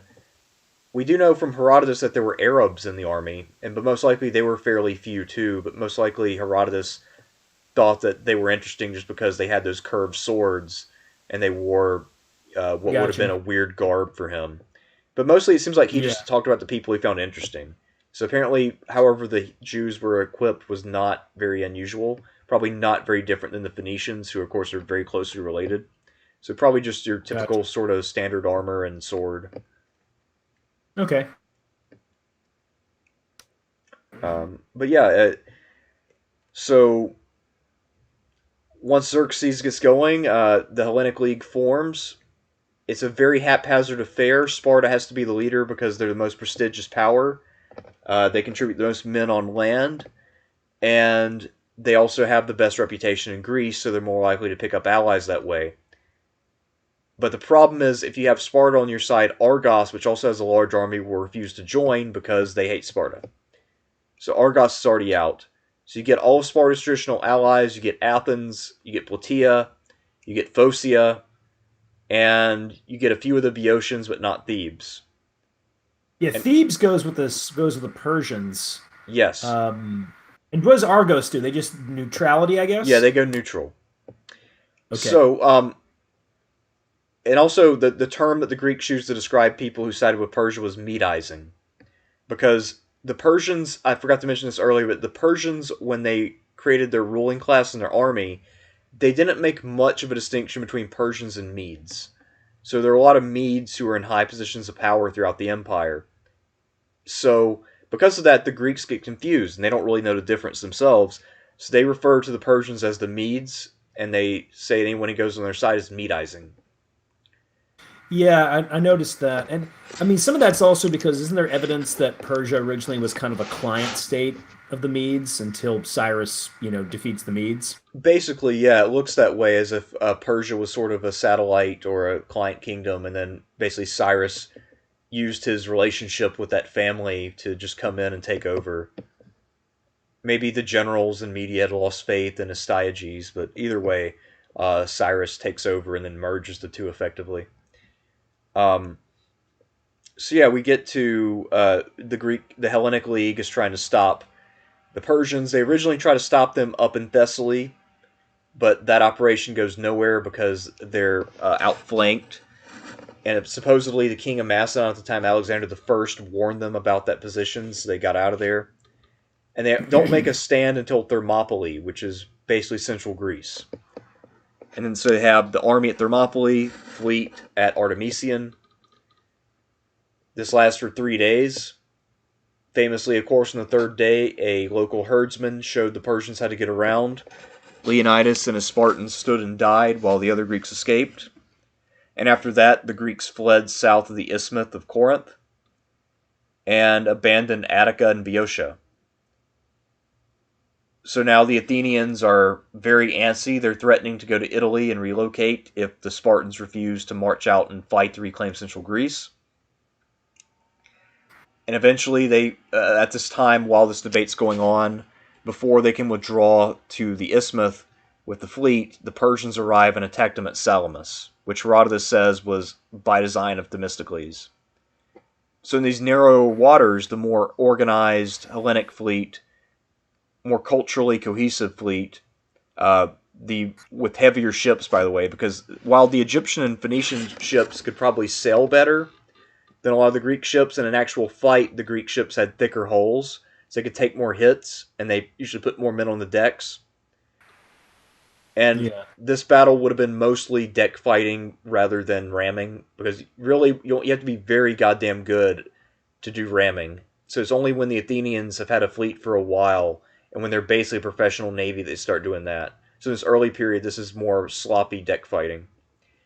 So basically, the Greek ships are just heavier and better, and the Ionians are sort of demoralized, so they could go toe to toe, but they don't. And actually, one of the leaders from Asia Minor, a Greek queen named Artemisia decides that the battle is going poorly, so she turns around and tries to get the fuck out of there. And as she's going, she apparently picks up enough speed that her ship plows through the middle of an Ionian Greek ship and cuts it in half. And then Xerxes is watching the battle from a promontory, says, "Wait, that's Artemisia's ship. What's wrong with all my men? I've got a woman out there kicking ass for me, and these men are just getting their asses whooped. We need more women in this fleet." Because he just assumed the ship that she destroyed was a hostile ship. But so anyway, Greeks win that battle. Xerxes then, his logistics are now officially screwed because his navy has basically been destroyed between the storms and Salamis. So he retreats all the way back to Asia. This is when he goes through Thrace again. He's not really harassed. He leaves about 100,000 men under his cousin Mardonius, which is still enough men. Mardonius is stationed at Thebes. So in the spring, the Greeks march out to face him. Meanwhile, the Greek fleet goes to Asia. They find and destroy the Persian fleet at Mycale. And supposedly on the same exact day, the Greeks who are trying to engage the Persians without engaging at a disadvantage because the Persians, again, have cavalry and archers. The Greeks are about to run out of water, and as they're trying to relocate, the Persians strike. And so this sloppy-ass battle breaks out at Plataea. And basically the Athenians and Spartans win it with very little help from the other contingents. And they kill Mardonius, they storm his camp, and then in the pursuit, basically the Greeks follow them and slaughter them. The Macedonians revolt from Persia, the Thracians break away, and the Athenians then begin piratical operations against Persia for the next several decades. Yeah, it's going to be kind of like a dealing league getting formed, and I guess it's just kind of just like a low intensity conflict. You know what it kind of reminds me of in that regard? The relationship between Texas and Mexico after Texas independence. Yeah, in Where a you way just it kind of is. I mean, because we also have to remember that a lot of our accounts of what happens next are Athenian. So the right. Athenians, in their minds, like, they're kicking the shit out of Persia. Because they're taking islands, they're taking coastal cities, and it's definitely an annoyance. But we have to look at the size of Persia and consider the size of where the Athenians are operating. The Athenians are operating right in here, where my mouse cursor is, and no deeper than this on the coast. Persia goes all the way out to here. The Athenians were not an existential threat. They were merely an annoyance. Yeah. And kind of, I say the case of Texas because what the Texans do after they get independence is they essentially are just fighting like a low intensity border war with Mexico, and lots of piracy as well, lots of privateers too. Right. You know, and kind of like the Texans eventually start to figure out we're probably gonna get overrun, and this time we're not gonna win. So Texas really starts to be like, okay, we want to join with America. You know. So yeah, I just thought it was interesting in that regard too, because of course the loss of Texas was a slight to Mexico, but Mexico's so much bigger than that, and Texas was always a peripheral province. It wasn't considered like the key to Mexico or the economy or anything, right? Right. So it's a priority for Persia to deal with Athens. It's one of their priorities, but like you said, it's not like a major priority. Although in the case of Mexico, Texas would be a bigger priority, but it's a similar thing. Texas doesn't represent an existential threat to Mexico any more than Athens does to Persia. Yeah, I mean, and really the only people who are especially worried about Athens are the Western satraps. Yeah. Because they're the ones who are taking L's from the Athenians. Because, I mean, the Athenians, given their size and the fact that they have to keep their allies in line and some other things, I mean, they are overperforming against the Persians pretty repeatedly. And they basically clear any Persian shipping out of the Aegean. And they can even move all the way to Cyprus and fight and win battles. So, I mean, the Athenians... Also, they can go all the way to Egypt unmolested, too. So they do kick quite a bit of Persian ass, but it's largely because Persia is not putting a lot of resources in the fighting back. The other thing about Xerxes, what I was shocked about, is we know almost nothing about what he does after the Greek campaign. It looks like he does extensive building at places such as Behust, Behistun, I don't know how you say that, and also at Persepolis. He's featured in the Book of Esther. One thing I did run into in my research was apparently a Greek. I can't. It's like Dio Chrysanthemum or something, a Greek philosopher. Dio Chrysostom. Yeah, said that the recalled apparently. This is the quote from what a Persian told him. Xerxes invaded Greece, and on the one hand defeated the Spartans at Thermopylae and killed their king Leonidas, and on the other hand he captured the city of Athens, the Athenians, and demolished it. And those who did not escape he sold into slavery. After he accomplished this, he imposed tribute on the Greeks and returned to Asia. I guess that is one way to spin it, and that actually might be what he thought he did, and maybe Mardonius' setback was kind of a WTF moment. Yeah, it's possible. Yeah. Definitely losing the fleet at Salamis forced him to turn back. But I think while of course losing the fleet is bad, I don't think Xerxes. I think it's reasonable to speculate that Xerxes doesn't leave Greece at that moment and go like, oh damn, I'm losing this war.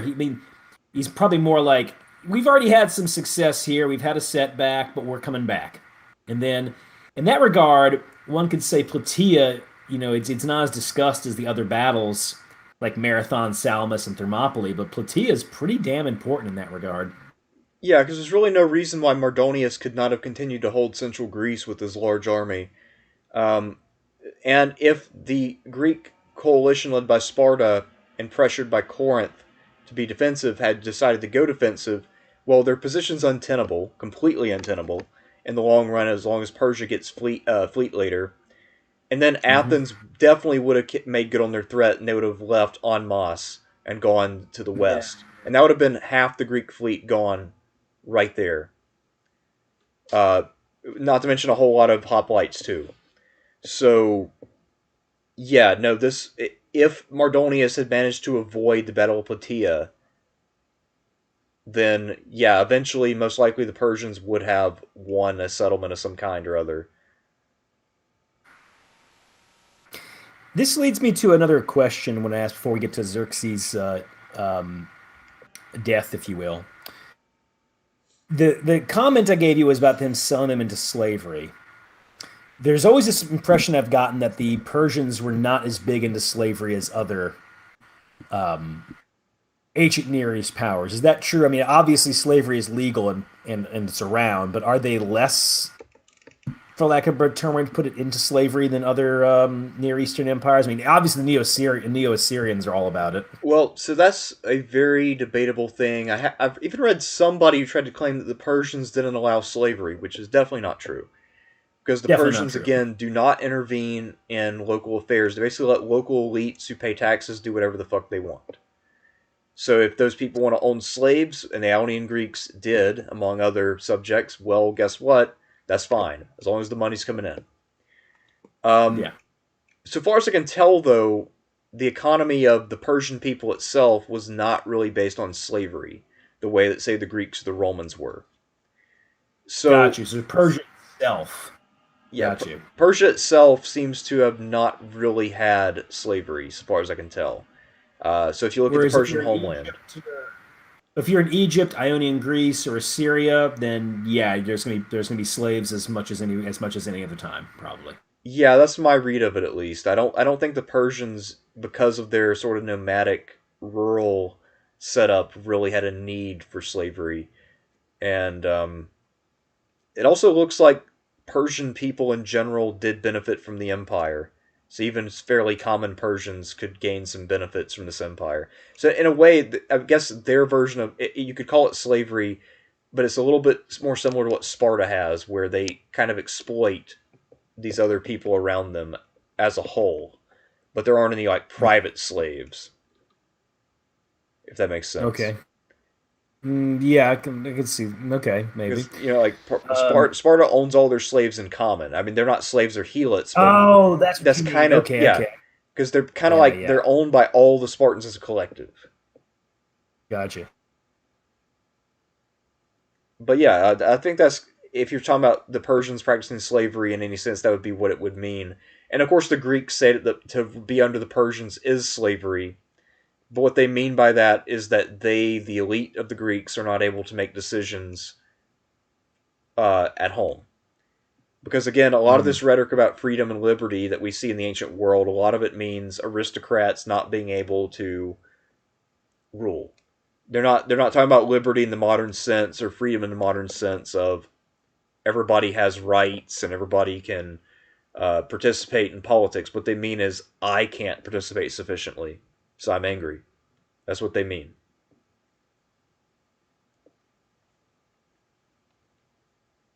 Okay. So Xerxes dies, and there's another. I mean, also we didn't even mention that when Xerxes came to power, there was a whole set of intrigues involved in that one. Yeah, And we got more intrigue. Resolved pretty quickly. Xerxes was a pretty strong heir, actually, and Yeah, he's yeah, like 32 years old, so combo of youth but experience. So he was pretty hard to true. challenge. It wasn't going to be nearly as bad as it wasn't going to be nearly as what we get with these other ones. Yeah, it's less bad, but there's still intrigues. There's still one of his brothers, he gets murdered somehow or whatever. But anyway, yeah. So Xerxes, we got once again some more palace intrigue, right? Right. Um, and who is the one who takes over for him? There was some general who took over after he murdered Xerxes, and then he didn't last very long. It looks like most of the ruling class then sided with Xerxes' son Artaxerxes. And by the way, Yes, the one featured in the Bible in the books of Ezra. yeah, so Book of Ezra, sorry. Xerxes in Persian means warrior. Artaxerxes means great warrior. So warrior was succeeded by great warrior.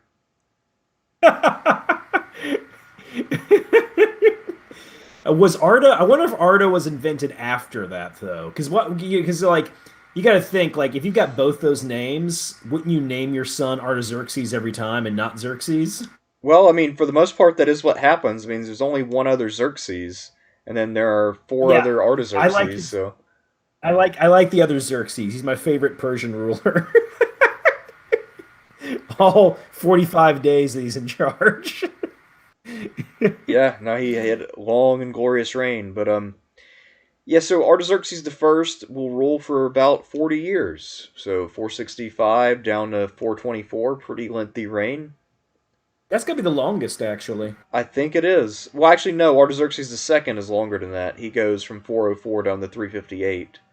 So Okay. he's about what 45 years, a little over 45 years. Yeah. Damn. Pretty good run. But yeah, I mean, Artaxerxes. I guess if you're named Artaxerxes, maybe that's why they started using that name to try to get some more long reigns after the first two. Because like, damn, that worked pretty well. But yeah, Artaxerxes the Well, First. hell, Yeah. well, our Xerxes the Fifth, if you count him as that, well, he's got a long reign, right? Well, I mean, he does a lot during that time, but I guess it doesn't really last that long. Yeah. So no, so Artaxerxes the first. He's actually of all the ones I was reading about, the one I remember the least about, except that he was prominently featured in the Bible in the books of Ezra and Nema. I don't know if I'm pronouncing that one right. Which I remember the book of Ezra, reading it long, long time ago, but I don't remember. I didn't read the other one. Yeah. I don't know. I actually don't remember anything about Artaxerxes the First either. I mean, a lot of it is. I mean, like I said, an expert in Greek history, and for the most part, during his time, this is the period when the Athenians are at their peak. And so most of the time when they encounter Persia, they're in a predatory mode. Really piratical, if anything. Um, Yeah. and Persia doesn't really do that much to stop them. Not that they really need to necessarily, because they can afford to take the hits and not really be undermined, really. Um, Oh, well, you know what it is though. He let he had he. I mean, who do you think? Who do you think? Where were they rebelling in this guy's reign? well, I know they Give me revolt a. in Egypt in the 450s. Yeah, they're involved in that, and I do know that the Athenians do suffer a considerable defeat at Cyprus. Um, well, actually, they win at Cyprus, but they lose in Egypt because Wait, I thought oh, okay, because uh, I know they sent naval forces to back up the Egyptian rebellion, but I thought that they lost at Cyprus. and actually they went to Cyprus and they fought another battle at a place called Salamis and won again under the general Cimon. That was probably his signature victory. He defeats a large Persian force there, mostly Phoenician ships. Um, but when they went to Egypt, Okay. they went in force. And originally, the intervention was on a big scale. At the same time, the Athenians are also fighting the Thebans. Uh, it's not clear how many men were Hmm. still in Egypt when the Persians overran it, though. So there are some people who think that Athens suffered a Sicily-level disaster in 454. Other people think that most of their ships were gone by that point, and it was only a small contingent that got What do destroyed. you think?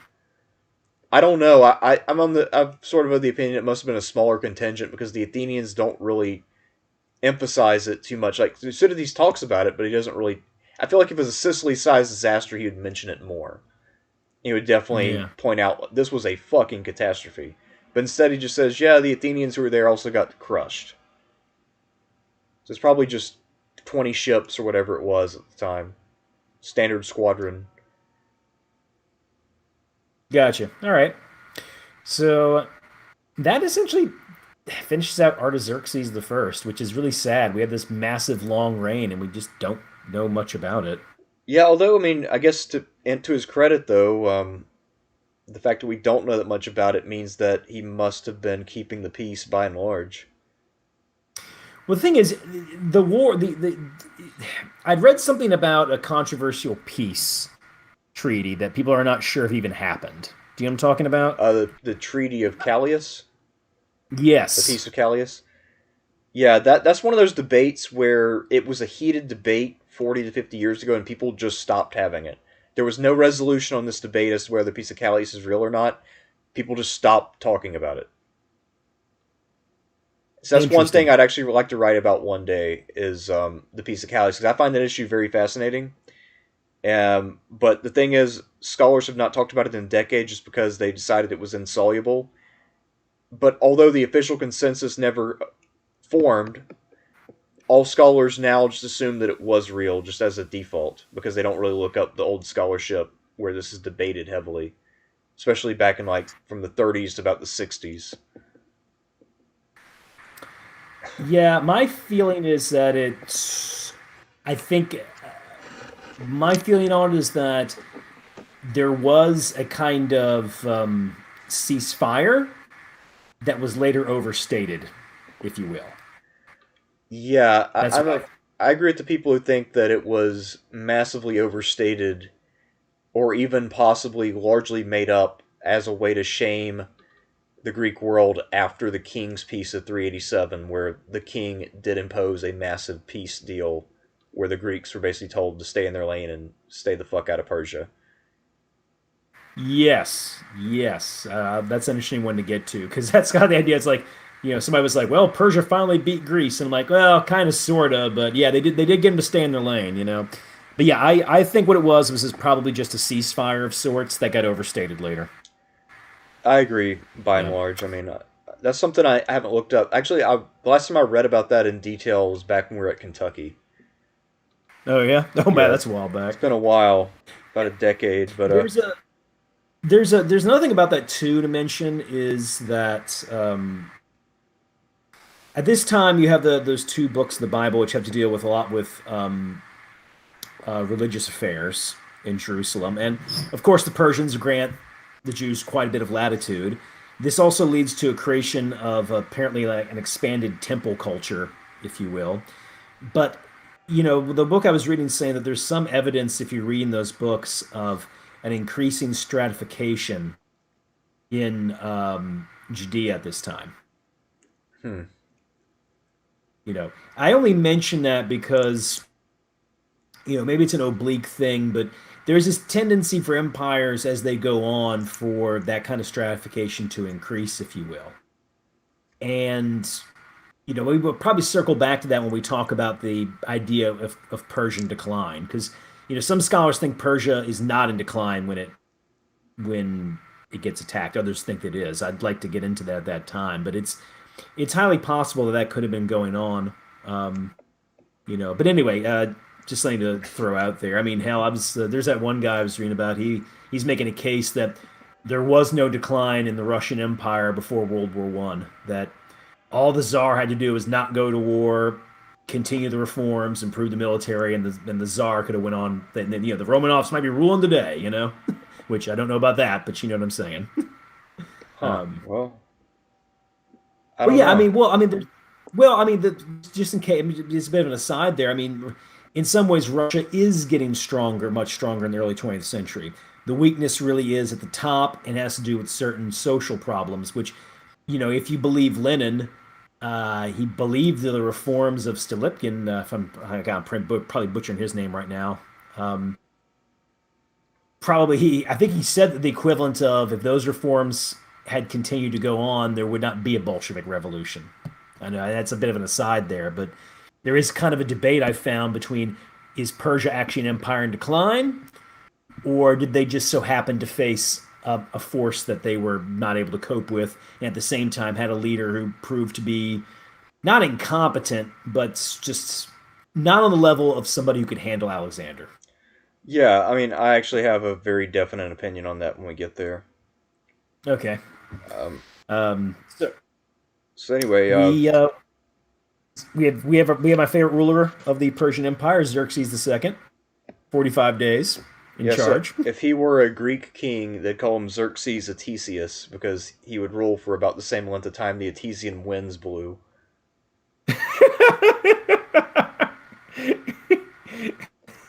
Well, he got murdered by he got drunk because yeah, and there's a big thing with that too. I was actually just finding out that in Assyria, Neo-Assyria, beer was a big deal. And I know Herodotus is that famous thing about the Persians deciding things when they're drunk or sober and switching between the two. Right. You know, and um, so I would extrapolate from that probably alcohol is a really important part of Persian culture. So here's Xerxes II here might have been a drinker. Once again, we don't know a ton about him. We don't even know what he looked like necessarily, but yeah, probably a bit of a drinker. Anyway, he got murdered, and then you get this guy in charge for a bit called Sagadinus. Although he's Sogdianus. Sogdianus, he's a usurper. I like the way he gets killed though. Uh, Doused in alcohol and thrown into like a pit of embers. That's pretty cool. Yeah. Um, So, of course, that leads to the restoration of the Achaemenid line under Darius II Ochus. yeah. Now, what can we say about good old Darius II? He is ruling during the majority of the Peloponnesian War, and he's the one who sends his younger son Cyrus to be sort of the overseer of the West. So it's a position that originally, remember when I said that Aristagorus had gone to Darius's brother. So basically, what Darius II does is he recreates this office for his younger son. So Cyrus's job is to oversee the efforts of the Western satraps and make sure that they figure out a way to crush the Athenian Empire, because the Athenians are a plague in their mind. Yeah, and Cyrus, he's the one who really Cyrus the Younger, as he's also known. He's the one who really puts in a lot of support towards Sparta. Yeah, so he's the one who also meets with Alcibiades when he's working as a Spartan agent to try to get money for Sparta. Um, so Cyrus the Younger, that is, has a ton of charisma. We know way more about him than we know about his father, or even his brother who ruled for 40 something years. But yeah, Cyrus the Yeah. Younger, um, very charismatic guy, very popular with Greeks. He specialized in trying to recruit Greek mercenaries. So a lot of the Greeks who met him, including Xenophon, were pretty taken. Um, Helped to really strategize the war-winning effort by Sparta. So he kept funding them fleet after fleet as they kept fucking up, which he's probably Hmm. okay with because he wanted Sparta to get weaker. So, But at the same time, I think he might have been one of the guys who urged Sparta to consider reusing naval commanders who were proven, because Sparta kept sending absolute dunces out to command who didn't know what they were doing. And finally, they found Hmm. somebody, Lysander, who actually could win battles. So Cyrus is one of the guys putting pressure on Sparta to actually stick with a proven commander. And that ultimately does result in the war ending with a Spartan victory.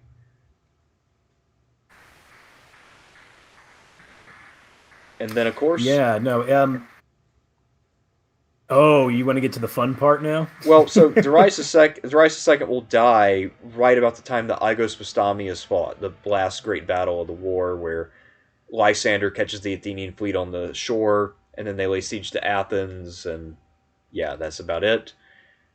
In the meantime, Cyrus the Younger, his father has died, his older brother has ascended, but he thinks that he has a better claim to the throne.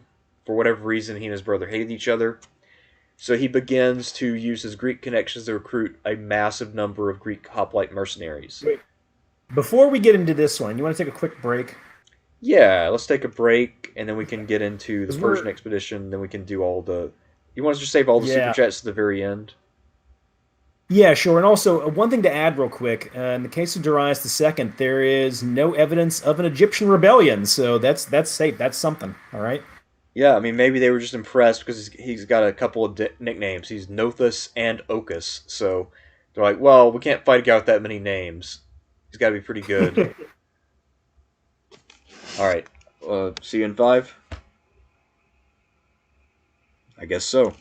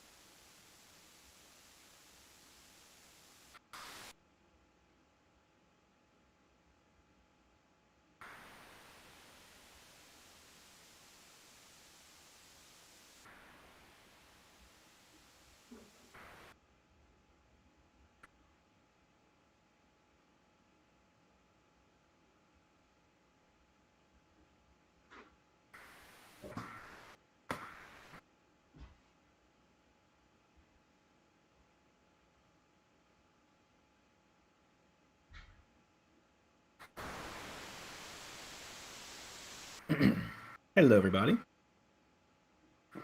Hmm. Ah, well, that was a much needed break before we get into the last half of what's going to be happening with Persia. Probably have a nice discussion at the end of which of these kings we're probably most and least impressed with.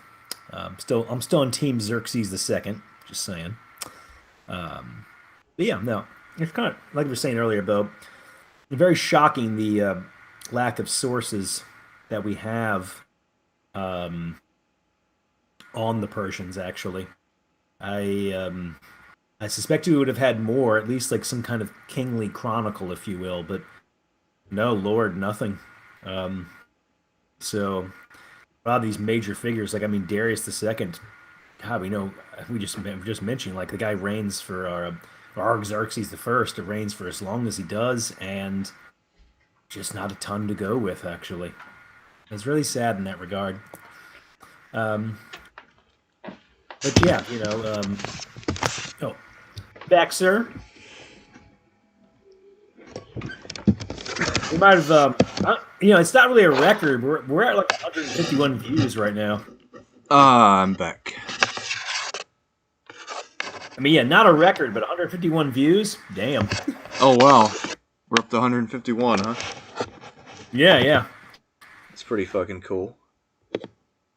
All right, so we were talking about the Persian expedition of Cyrus the Younger. So, Yes. the leader of this is an exiled Spartan named Clearchus, and one of his chief subordinates, or at least one person who will emerge later, is Xenophon.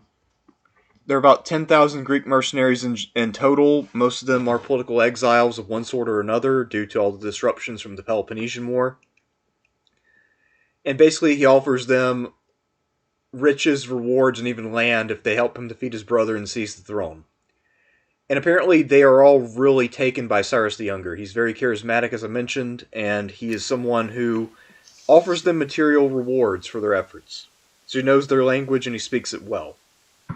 I don't know if he actually knows Greek or not. What I mean is that he can clearly communicate with them. He might have known Greek though, because he was in the West for several years.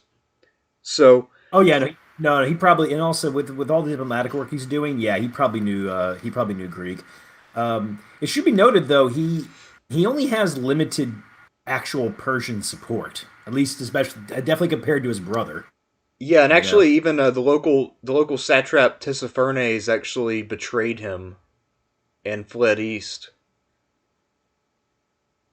Oh yeah, I remember reading about that. Yeah, he's the one he's the one who told he's the one who told them what was who tells Artaxerxes II what's coming, if you will. Yeah, so by the time that the Cyrus's forces make it west or east to fight at Cunaxa, Artaxerxes raises an absolute horde to meet him. So they fight a huge pitched battle at Cunaxa. In this battle, the Greek mercenaries carry everyone before them. They bust through, and they think they've won the battle as a whole, but all their allies get destroyed, and a lot of that is because Cyrus fought Artaxerxes one-on-one. Cyrus wounded Artaxerxes, but Artaxerxes killed him. Yeah.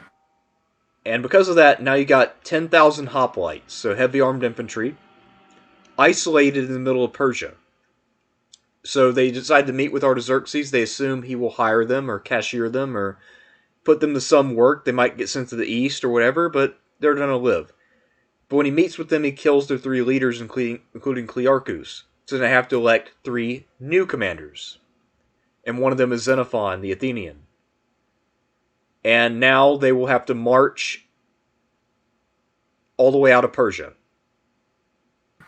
And they do it somehow. A lot of it is they take some of the younger guys, they equip themselves as peltas or light infantry so they can fight in the hills. So not only are they pursued by a massive Persian army, which is faster and bigger, but they also have to work their way through some hill country where the locals will attack them and try to win favor with Persia. So this is a crazy escape. And it's one of the greatest military operations in human history, I would say, in terms of just being an adventure. And it got to the point that the Greeks were so desperate to break free of the hinterlands of Asia Minor that when they arrived on, I believe, the north coast of Asia Minor and they saw either the Black Sea or the Hellespont, the Greeks looked out at the sea and they started yelling spontaneously, "Hey Thalassa, hey Thalassa, the sea, the sea, the sea." Because again, the Greeks are usually based around the Aegeans, or at least some sea, and for them, this looked like home, even though it would be like another year or so before any of them got home. But still, I mean, this was an epic march back, and a lot of those guys ended up staying on to fight alongside the Spartan king Agesilaus II, by the way, against the Persians. But anyway, yeah, so this was... also, there is a movie of this called The Warriors from 1979. Yeah. And it's literally what it is. That is the Persian expedition just set in New York and about gangs, but it's the same story. Yeah, and gangs that are like a baseball gang, a mime gang, you know? Yeah, and I guess that's kind of similar to the way that, the Greeks always described the Persian armies, because they were all these ethnic contingents that kind of just did whatever they wanted. You know, though, one little fun fact about the Warriors. You know that one guy who's fighting and they're in the subway and they throw him into the oncoming train. Yeah. He was supposed to be like the main character, but the director apparently did not like the guy at all, and he said, "Fuck it, I'm killing your character right now." Wow. apparently that's what happened. Or he was going to be like the secondary character or something. Like, he was not supposed to die at that scene, but he's like, "Screw it, I'm killing you." Which I think the movie's pretty good. I'm not like a big fan, but it's all right. But one of the things I did like was that scene, because I was like, "Damn, they'll kill anybody."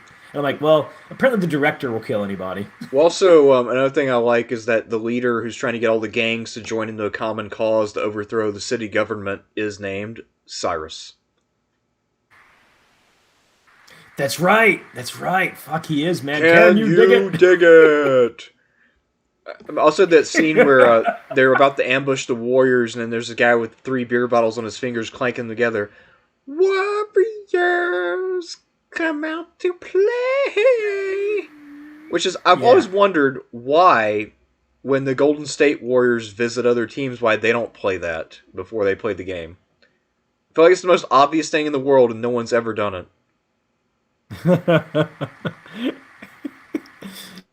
Oh no, maybe it was a copyright thing. I don't know. It could be. That and another one we'll get to when we do the Obama presidential deep dive. There's an obvious term that you could use either to support or criticize Obama. At least make fun of him, maybe not criticize. That no one has ever used, to the best of my knowledge. Obama-rama. No one's ever used it. Like, how the fuck do you not do that? He was president for 8 years. Why not call it an Obama-rama if you're doing a fundraiser, or if you're trying to use that narrative that he was driven by ego, so instead of saying he's doing a policy rollout, it was just an Obama-rama. I mean, come on, this is obvious day one shit. No one came up with this somehow. How? How are people this slow? Come on. I don't know, man. But anyway, so... Maybe they feel weird. Maybe they feel weird making plays on his name and think they'll be called racist or something. I don't know, man. I don't think a lot of people had that concern in the Obama years, given the birth certificate scandal and some other shit. Oh, yeah. Well, I know Penn State, well, the famous ice cream thing they have at Penn State has, like, whenever whoever's president gets their own flavor or something. And I believe the Obama was the Baraki Road ice cream. That's not bad. That's pretty good. No, it was pretty good. It was pretty good. I think they may have not done a Trump one. And that might have been the first time since they were open. That wouldn't surprise me at all. Well, I think I had some thoughts on what they could have done, but whatever. I wonder if when he gets reelected in 2024, how they'll feel then.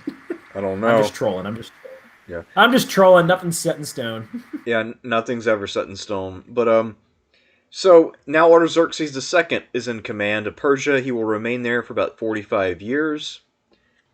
Did you want to talk about the thing with the mom?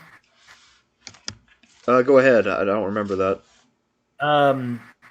So the Priastis, who was the wife of Darius II, who, what sources we have indicates that he may have leaned a lot on her. Okay, but remember, those sources kind of like to could possibly overstate the influence of women in the court, just to be clear. Well, at any rate, though, she had a rivalry with the wife of Artaxerxes II, and the two apparently were so, how should we say, they were so afraid the other one was going to poison the other one that they started eating from the same dishes. Well, Parastus, I know I'm butchering the name, sorry, arranges to have this bird cut with a knife that one half is poison on the knife, the other half doesn't.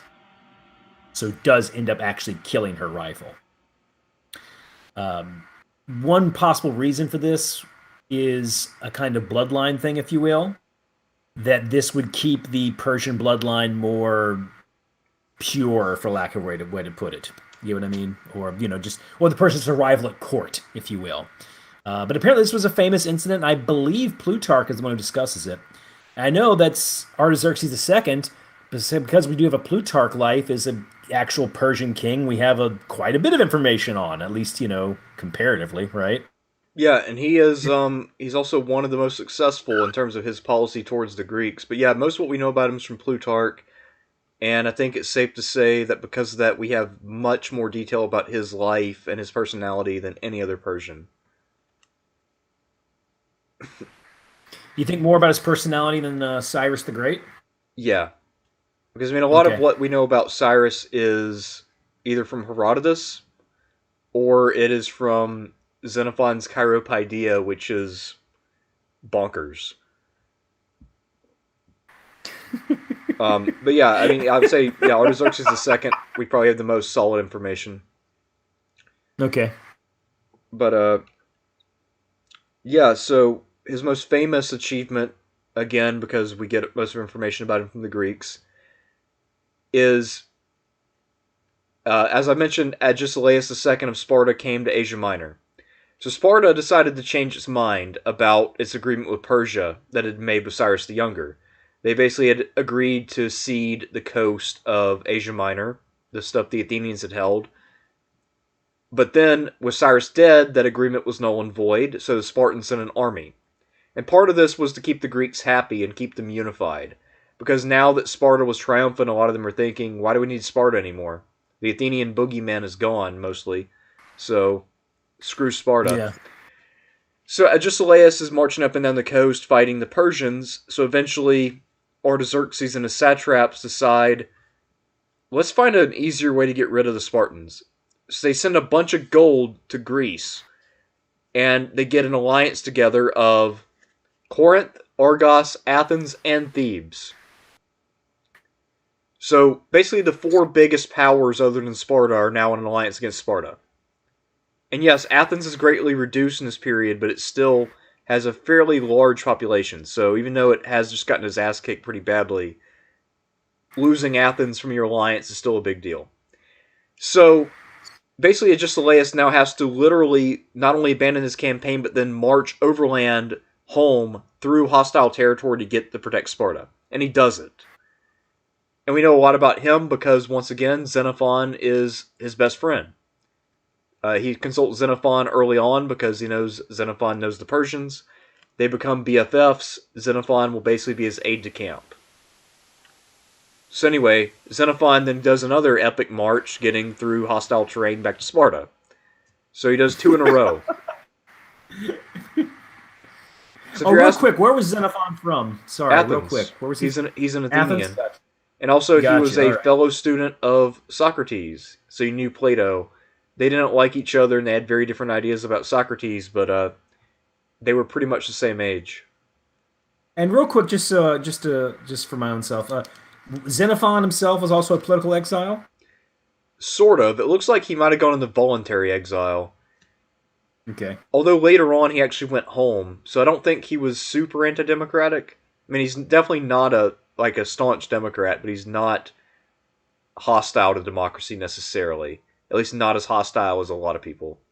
A lot of the oligarchic types. And he actually came up with some ideas for how the Athenians could have better financial management. Okay. Anyway, he writes about a lot of different subjects. I think he's underrated by classicists because his Greek is not quote-unquote pure. He's not the most skilled writer in the world. But if you just look at the range of things he could write about and the range of his life experiences, I think that he is really great overall. So nice. I actually respect the hell out of Xenophon. I don't know why he doesn't get more respect. Because I know a lot of people see him as inferior to Herodotus and Thucydides, but I don't regard him as inferior. Could it be because of that bonkers history of Cyrus the Great? I mean, that one's pretty. That one's pretty out there, but I don't know. I don't think many people actually read that one. To be fair, Okay. I feel like I'm probably the only person who's ever read that, except for the person who, Ever. maybe ever. Yes, I don't really think that one gets wide circulation. You're right here first, folks. One person who's ever read it. It's quite possible. But anyway, so Agesilaus managed to make it back to Sparta. The war drags on. It's called the Corinthian War.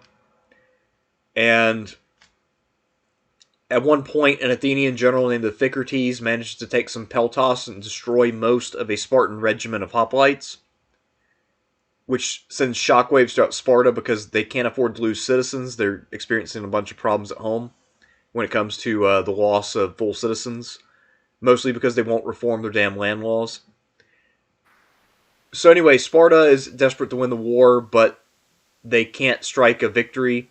And in the meantime, the Athenians get a fleet from Persia because one of their top admirals was the Athenian Conon, who had gone into exile to avoid execution. You know, he came back to Athens with a shitload of money and ships. Athens is back, and now they're starting to conquer islands again. And at that point, Artaxerxes says, okay, end the war now. I don't want Athens back on our coast fucking around again. So they impose a peace by cutting off all the money to the allies and threatening to give money to Sparta again. So this ends the war, because everybody's broke. And it's called the King's Peace, or sometimes the Peace of Antalcidas after the Spartan ambassador. But basically what this is Sparta gets to keep the Peloponnesian League. Everyone else is not allowed to impose upon the autonomy of the other Greeks. And Asia is once again Persian territory. And if anyone violates this law, Persians will come in and enforce it.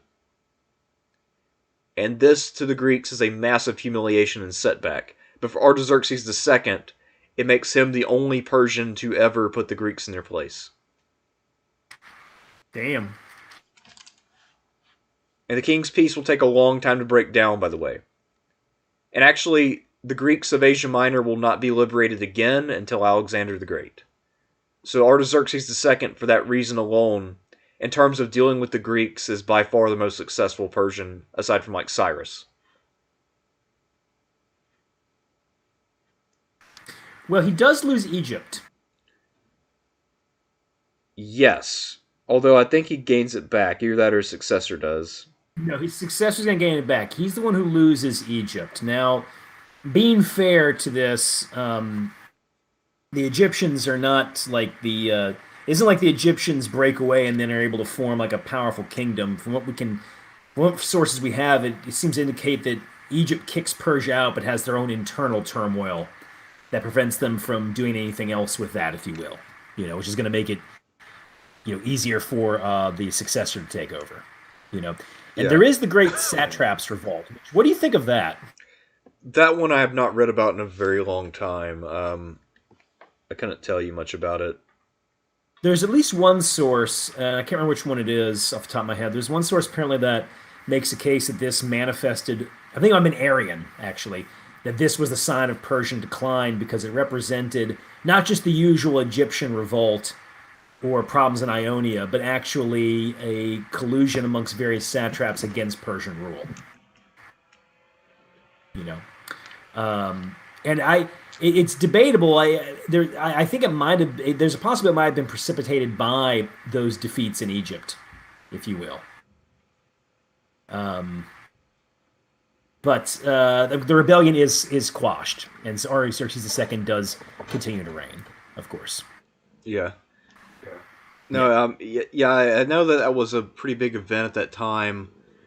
Interestingly, though, it did not drain the treasuries, despite the size of it. Well, that's the thing about the Persians. They got a lot of fucking money, man. I mean, Darius III is going to prove that, right? Yeah, well, even he still doesn't use most of it fighting Alexander. So Alexander and his successors can blow through that for decades. Yeah, God. How did they, in that regard, how did they accumulate so much money? Is this a libertarian thing? Like, they're just Yeah, They're just look. hoarding tax money and don't use it on anything else. I mean, yeah. So I mean, like their army does cost some money, and they also have to mint money. But a lot of the gold they mint though is, I guess, what you'd call kingdom wide or empire wide. A lot of that they don't really spend. And then a lot of the silver that's minted will be by the satraps locally, so they can hire mercs. But they spend most of that on their mercs, and then a lot of it would just be stored, whatever's left over. So there are all kinds of small treasuries and big treasuries and mints all over the damn place. And a lot of times they're not really spending that much money. And some of these guys are building up war chests in case of an emergency, or in case the king decides to remove their family, they still have like a nest egg. Or they can launch a revolt with that money, or whatever it might be. So, I mean, you got a lot of people making hoards around the Persian Empire. You know, it seems like there are also some treasuries people forgot about, even, because they're that rich. God damn. The thing is, though, you assume when these empires get rich, though, that they'll just start blowing through the money, right? But Persia really doesn't. I mean, the court has to have, of course, is opulent enough, right? But it's kind of like you said, the Persians really weren't. I mean, of course, they have a bureaucracy and everything, but as you said, it's very decentralized in many ways. Yeah, there's not really a whole lot of administration. Most of what is there is handled by satraps who have a lot of leeway to do what they need to do locally. Because they can even raise troops, mint their own coins. Most of them inherit their positions from their dads. So a lot of them are basically independent Persian rulers on a local level. And that's probably part of the big cause of the Great Satrap Revolt, is that a lot of these guys became more arrogant because they're so self-assured about their right to be where they're at. Because they don't feel like they're appointees as a king. They feel like they are rulers in their own right. You know what, though? Actually, I think about this. This kind of reminds me of the way politics it would be handled in Westeros, really. You know? Because essentially those, like, the seven kingdoms, they call it in the books, do have a lot of autonomy, really. You know? And while in the book of Game of Thrones, a big part of it is that, Robert Baratheon is like blown through a lot of cash, right? Reading about the way that George R. R. Martin conceives of the overall political framework, I was kind of thinking to myself, I was like, this doesn't really remind me of anything of an exact color in Europe, where you have actual kingdoms that have a lot of autonomy and a tradition of autonomy. This reminds me much more of Persia in that regard. Yeah, that sounds about right. Yeah. So, what do you think of Plutarch's account of Artaxerxes II? It's been a while since I've read it, but I do think it is one of the more interesting lives just because it's so different than all the others. I don't feel like he draws as many morals from Artaxerxes' life as he does from everybody else, though, as the way I remember it. Do we know why he chose Artaxerxes II as opposed to anybody else? I don't, and it's possible that he wrote about more Persians than that. It's just, this might just be an accident of survival. I always wonder why he wrote about Demetrius rather than Antigonus the One-Eyed. I mean, he made a lot of decisions that I don't really fully understand. He also didn't write about Seleucus. He didn't write about Thrasybulus, who restored democracy in Athens. I mean, there's a lot of people he left untouched. Yeah, I mean, well, I guess if looked at mine, there might be, what's he doing writing about Beauregard? Shouldn't he be writing about Grant and Lee? Yeah, that's true. He might have just been like, God damn it, we got too many Antigonus the One-Eyed biographies running around here, because of Demetrius in here. Well, I guess to be fair, I mean, Demetrius does have history's first known booty call, so that in itself demands a biography.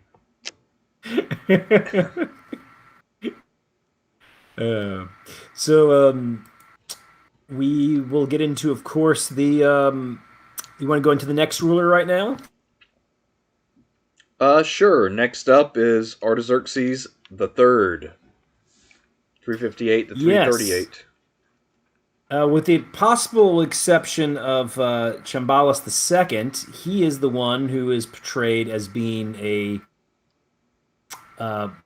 bloodthirsty Persian king, if you will. And I think there's enough evidence to show that he is more ruthless than the rest. He's going to put down the rebellion in Egypt.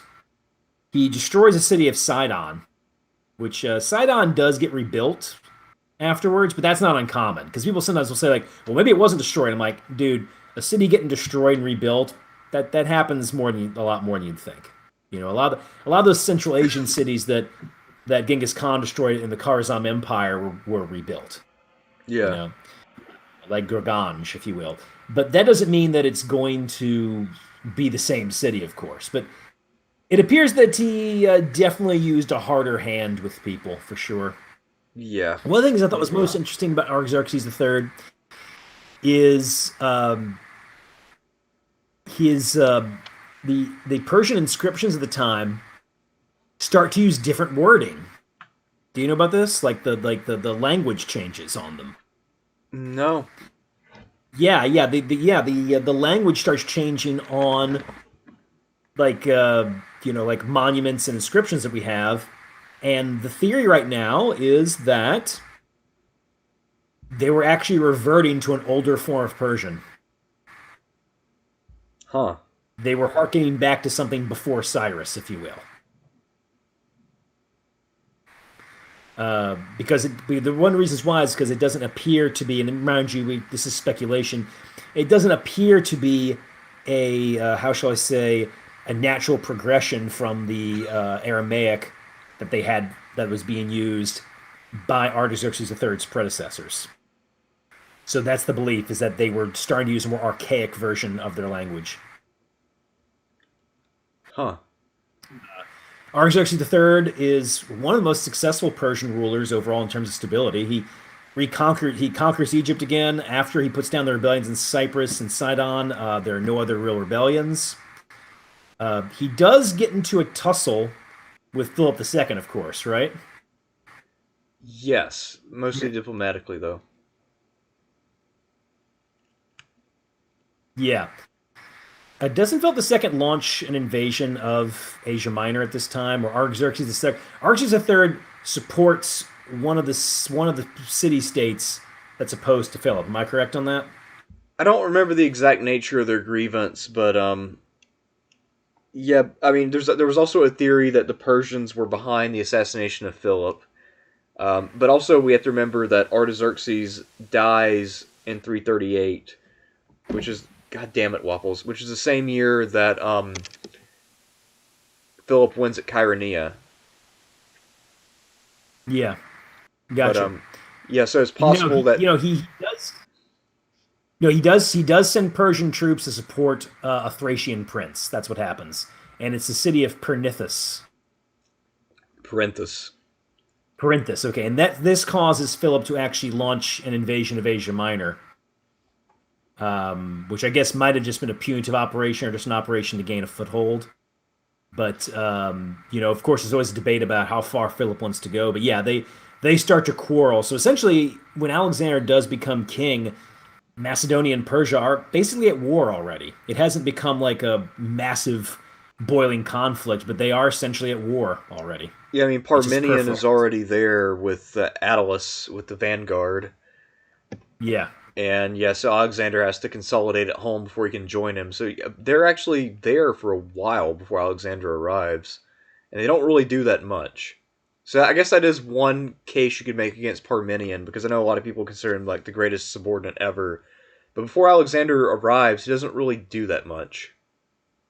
I think he didn't have enough. I think the insinuation I get is that he doesn't have enough men, and the nearby Persian army is too large, so it's better just to hold your bridgehead. I mean, you're right. I mean, Parmenion could be overstated by some people. He was apparently quite good, but he does strike me as someone who's going to be a bit careful in that regard. Yeah, I mean, I think too, if we look at the guys who did serve as Alexander's sort of wing commander in the major battles, we go from Parmenion to Craterus to Caenis, and all of them do amazingly well. But I think the common factor is that Alexander was there. Yeah. Actually, no, Caenis and then Craterus, but either way. It's also very possible that Parmenion doesn't make any moves because of all the instability back in Greece. With Philip's death and then the dealing with Thebes and whatnot. That you wouldn't want to risk a fairly large part of your army until the rest are up. Right, that's true. I mean, yeah, so he's just holding down the fort, and he does hold the crossing well enough for Alexander to get his men across without incident. And then Alexander has to do his little detour to Troy so he can pretend to be Achilles. Yeah. But yeah, so Artaxerxes III, had he been alive, I feel like the war with the Macedonians would have been quite a bit different. Because he was a well-established king. I think he was probably fairly old by this time, though, so I don't know if he'd have really been able to lead out the full army against Alexander one-on-one. That might have been a problem. But in terms of just legitimacy and commanding the loyalty of the empire, he would have been in a much better position than the people who came after him. But there are a couple before we get... Well, there's one before we get to Darius III, though. There's Arses, also known as Artaxerxes IV, who rules for 2 years. So... Momentous 2 years. Yeah, 338 to 336. This is the period during which the aftermath of Chaeronea takes place. Philip is assassinated. Alexander comes to power. So yeah, a lot of stuff happens that is of great consequence. But during this time, you just have a king who fails to establish himself, and then he gets replaced. Yeah, there's this idea that it was a eunuch that had killed, actually, Artaxerxes III, the fourth, and was going to kill Darius III until he himself was killed.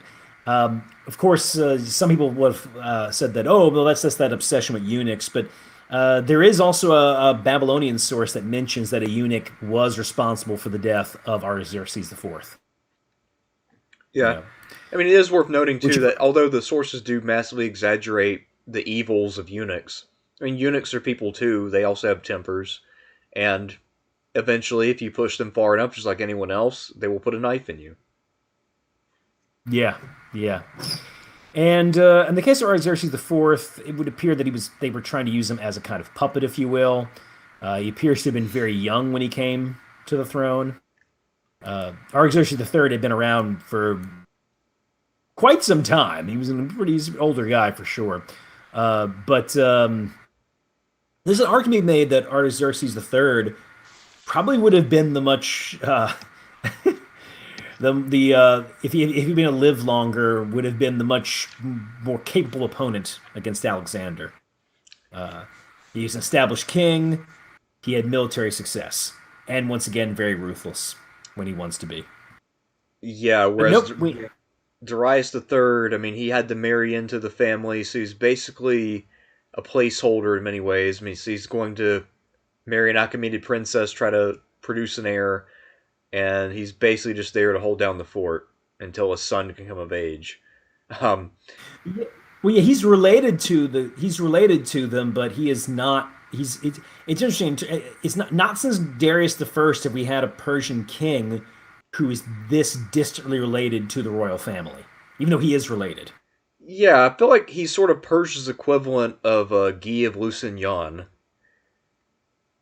Oh, who's that? The Crusader king who was kind of like a distant relative of the royal family and was kind of out of his depth because he never expected to become king.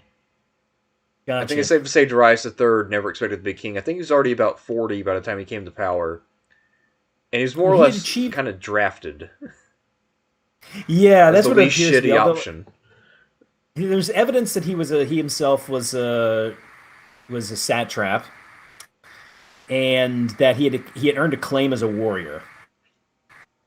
But I think it's worth right now going into the whole debate about Persian decline. So what do you think? I don't think there was any real institutional decline necessarily. Now, one thing that is a possibility, if we go back to the Great Satraps Revolt, it is possible that the satraps had become too comfortable. And maybe that's why Artaxerxes III was as harsh as he was. It might have been necessary. But in terms of Persia, say, weakening vis-a-vis its neighbors, I don't really see that it did, unless we count Macedon. But other than Macedon, who else is making gains on the Persians? I mean, was Porus about to launch a massive invasion in the east? Probably not. The Egyptians revolted all the time. That was nothing new. There was no great threat coming in the immediate future from the Scythians necessarily.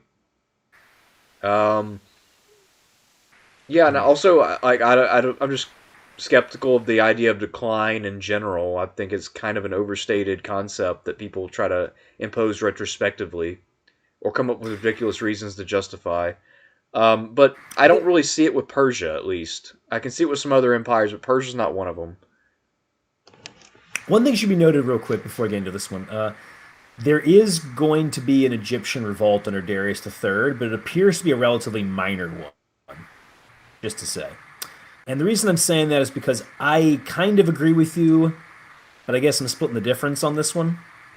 I think there's signs of the beginnings of Persian decline, but they haven't reached that kind of terminal decline point yet, actually. And the reason is because you still have problems with various succession crises, and Darius III, I mean, of all the Persian kings that we've discussed, with the possible exception of Darius I, who, as we've already mentioned, was like a political genius, this is the one with the most legitimacy problems of all of them. And the satraps revolt and the continuous revolts in Egypt are a drain. And think about it. One can even make a case that in some ways Egypt is kind of like this quagmire for the Persians. They have to that instead of being able to direct their energies east or west, they constantly have to put down revolts in Egypt, and they absolutely have to because of how wealthy Egypt is, and of course contributions to the navy as well. Yeah. At the same time, and this one is a bit more of a stretch on my part because we don't have as many Persian sources, but when I was reading that thing about Ariex Xerxes III and the wording actually seeming to go back to an older form of Persian, I have this personal theory that one of the signs of a beginning of a decline is when your civilization or your empire, king, your country, whatever, is looking ever more backwards, if you will. That it's losing its innovation, it's essentially becoming much more nostalgic. An example of that would be like what you told me about late Rome, when the authors are quoting they're quoting writers from before all the time. It's almost like a way to show off how much you know.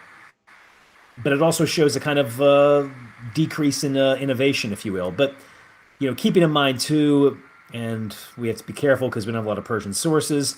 There can be a whole debate that we know Persia, of course, made great structures and they were superb architects and empire builders. We don't have as much evidence of a great Persian literary flourishing the way that we do with, say, the Greeks. Right. Right.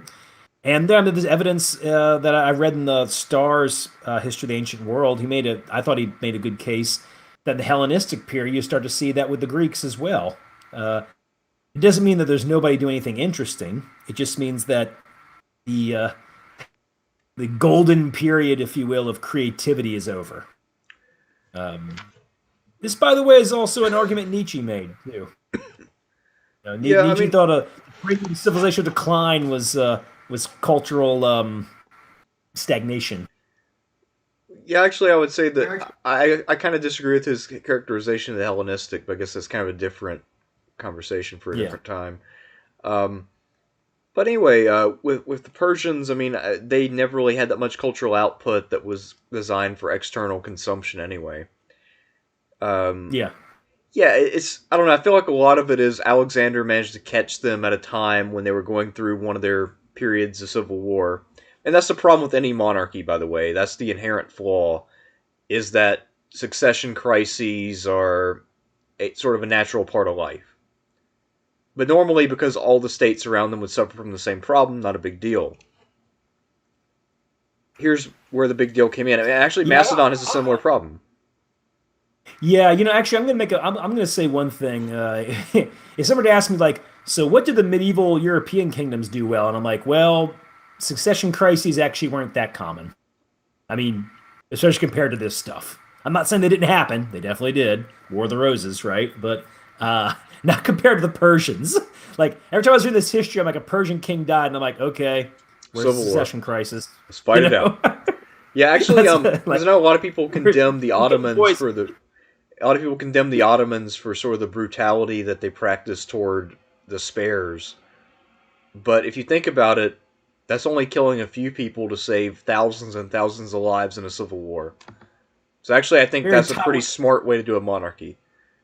That's a real Tywin Lannister of you, but I agree. But yeah, because I mean, how many of these times I've read the stuff, the Persian stuff, where it's like the son of a concubine, right? Or your brother, or whoever it's going to be, who's going to challenge you. Yeah. And I mean, to be fair, a lot of your medieval kingdoms seem to avoided that, but not all of them, of course. They had problems with that as well. And before anybody starts to try to stand for the princes who got murdered among the Ottomans, I'll make a case for this. So, what does it say? Say if you're the spare, you live to be 24 or whatever, then you're put to death because your older brother comes to power. Okay, that sucks, but you live in the harem up to that point. You know what's readily available in the harem that you would want for your entire life from your teenage years until you die in your 20s? Pussy. Readily available. Infinite supply, in fact. So your life's not that bad. I'm sorry. And then you're probably You killed can't pretty just be like, secretly. What? well, I mean, these people want to become great men. They're gonna they're gonna read about somebody like Darius the First, who I would say my feeling on Darius the First is I think he actually is a usurper to the throne.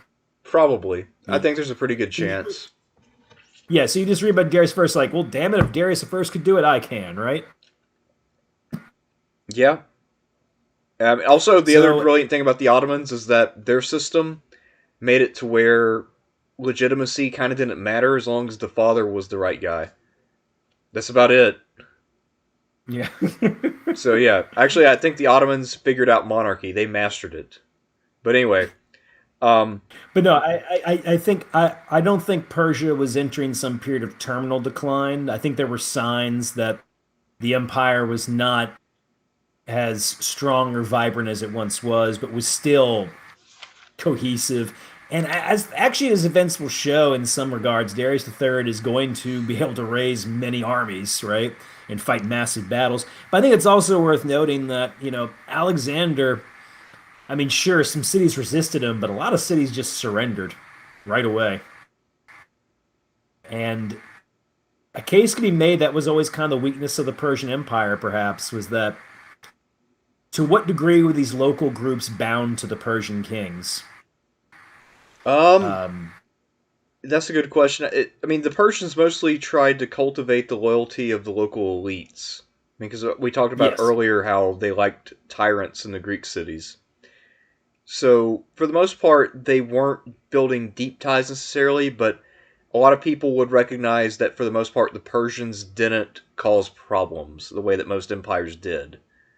And I guess that exactly. feeling would have faded more as the memories of the Neo-Assyrians faded. Yeah, and I think also that is it's a source of strength that will allow Darius III to raise several armies. He has a bureaucracy that's capable of doing it, and there's not tremendous animosity towards him, but there's also not undying love and loyalty. And particularly as you say, Darius III, obviously, I mean, he's the least legitimate king they've had in a long time. I mean, with one of the most legitimacy issues. And yeah, the memories of Neo Assyria have faded. The memories of a truly bloodthirsty empire. And then, I mean, Alexander does a lot to show that he's not like a Neo-Assyrian. So Yeah. he tries to be merciful, or at least as merciful as the Persians. Yeah, unless the thing about it though is it would appear though that if you stand against Alexander, he's more bloodthirsty than the Persians though. At Who was least that guy? Darius, yeah. I mean, maybe not Artaxerxes the Third, but he's definitely more bloodthirsty than Darius the Third. Well, yeah, I mean, well, like in Gaza, what was like the guy resisting in Gaza? He dragged him while he's alive with his chariot or something. Yeah, and he also sacked Tyre and sacked Halicarnassus and did some other things like that. So, I mean, yeah. Yeah. Alexander, if you resisted him long enough, it would get brutal, but for the most part, he tried to show that he was unbeatable, and then people just kind of folded. And they weren't super attached to Darius to begin with, as you said. Another important thing is basically Alexander said, I'll just be the new king, but things will go on as before. I'm not going to massively disrupt your lives. Which is probably a lie, by the way, but he told it convincingly. Yeah. Because he did plan to move a bunch of Greeks into the empire and take it over, but yeah, he probably would have been less disruptive than the successors. Yeah, which actually gets into a theory about Persepolis, if you will. And, the thing that I'm kind of interested in is the Spartan revolt while Alexander is fighting the Persians. Yeah. And I mention that because there's this whole idea that what he does at Persepolis when Alexander, burns the place is, of course, revenge for what had happened in Athens under Xerxes was there. But it's a way to bind the Athenians in particular even more to you, because Alexander had gone out of his way to make sure the Athenians did not join the Spartans in that revolt. Exactly. Which what did he call that battle that they fought? A battle of mice? Yeah, although part of it was that most of the Athenians wanted to stay out of it because the Spartans didn't really have a coalition or a plan, which is pretty typical of them at this point. Because after they lose their hegemony, basically what Sparta does is it chooses the least propitious conditions possible and then challenges a hegemonic power for supremacy out of the blue.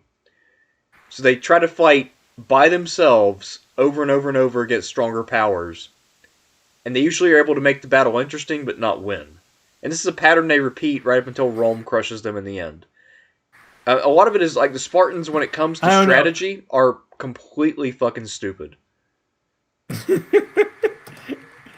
I don't know. I like the king though, the one who dies fighting the Macedonians.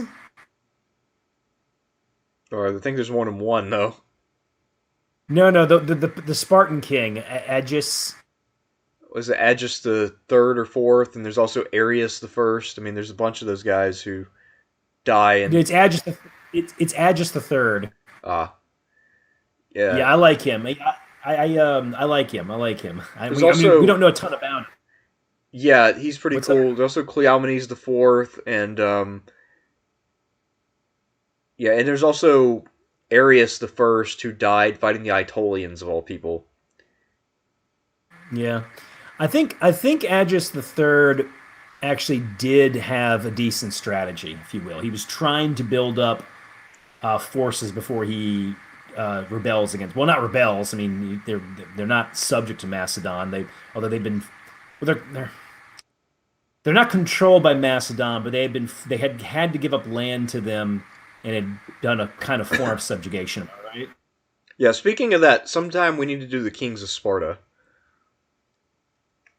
Yeah, sure, man. I don't know a ton about them. Probably Agis the Third and Leonidas are the two I know the most about. So it'd just be me just kind of listening in. I have an argument that Agis the Third actually had a decent strategy. He did a military expedition in Crete.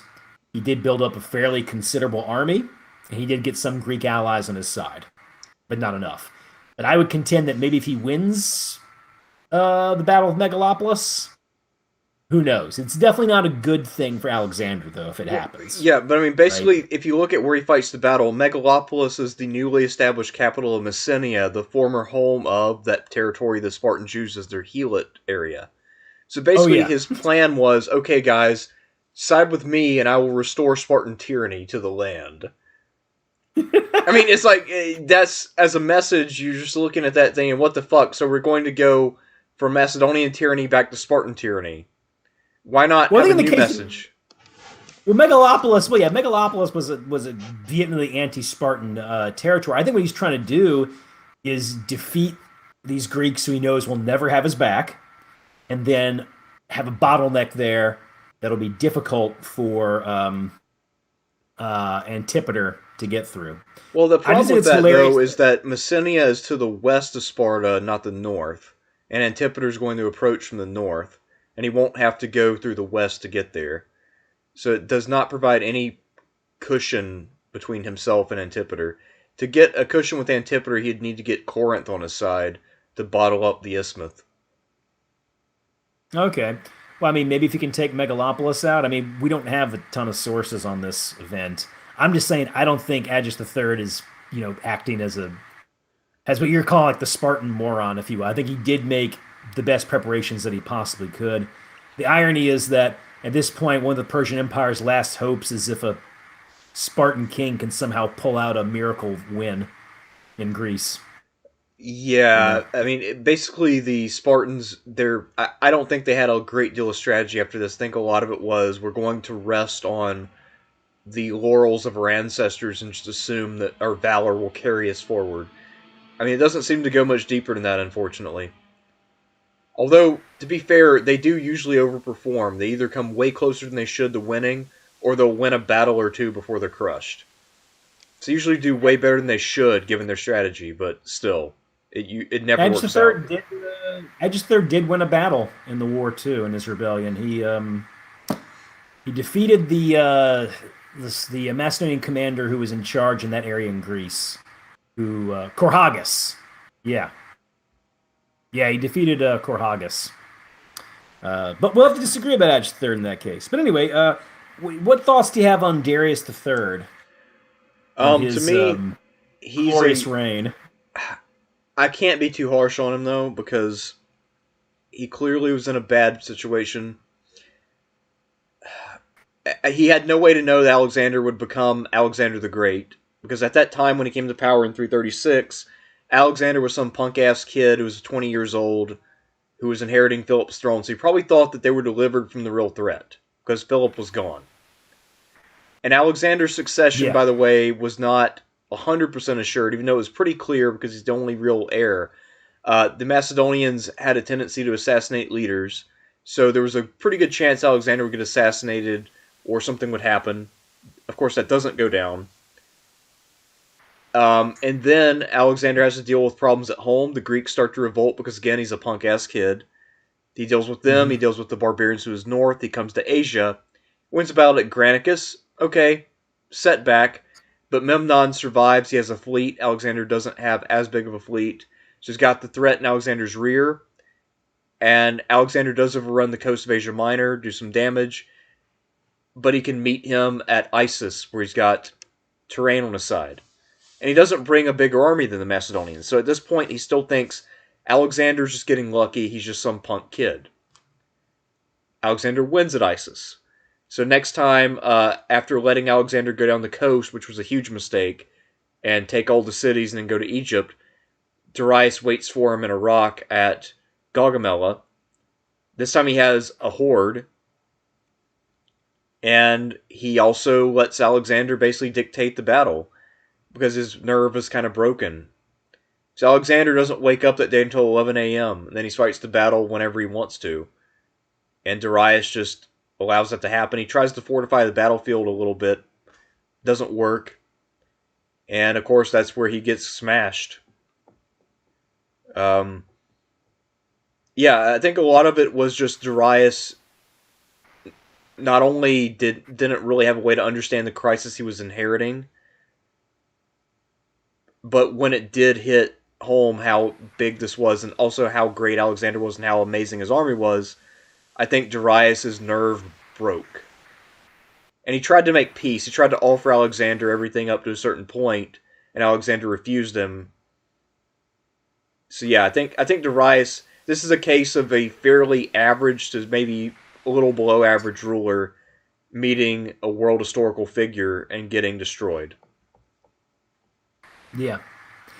He did show, he and his administration did show overall resilience and were able to raise two large armies. In the case of Isis, I guess, or Issus, he did fail to bottle up Alexander in Asia Minor. But I mean, the defeat is such a damn disaster when it happens that, and in such a location that Alexander, I mean, he's going to be able to sweep down the coast. It's going to take Darius that much more time to build his forces. And that, of course, like you said, gets rid of the naval threat as well. But Darius still has a large empire to draw from, and he's still active even after Persepolis falls. You know, um, hey, got any opinion on the Battle of the Persian Gate? Uh, which one is that? Well, essentially, Alexander wins Gaugamela. He goes south. He takes like Babylon and Susa. Sorry. Of course, he enters Babylon in the fashion that the Cyrus the Great had done some like 200 years before. And the next thing is to attack into to get Persepolis. So I'm trying to see. Yeah, Battle of Persian Gate, if you will. You go over the Uxian Mountains, and there was supposed to be this idea that the Persian Gate falls, and of course Persia will fall, if you will. Uh, the actual position is kind of like a Thermopylae, if you will, and the position is, how should we say, is heavily fortified. Initial Macedonian attacks are a failure, but eventually some people who were in the mountain areas, people who had actually been prisoners of the Persians, apparently, showed Alexander's men a pass to get through them. And then once they did, the Persians fled. Now, on the one hand, you can see this as trying to compare them to the Spartans at Thermopylae and being like, oh, look at these cowardly Persians running, if you will. At the same time, I would say that it's telling that the losses are heavy, and the sources seem to indicate that this was, in some ways, the toughest battle that Alexander had of all the ones that he fought in the conquest of Persia. But anyway, the man they defeat, Artaxerxes, he flees with his army. He tries to get to Persepolis.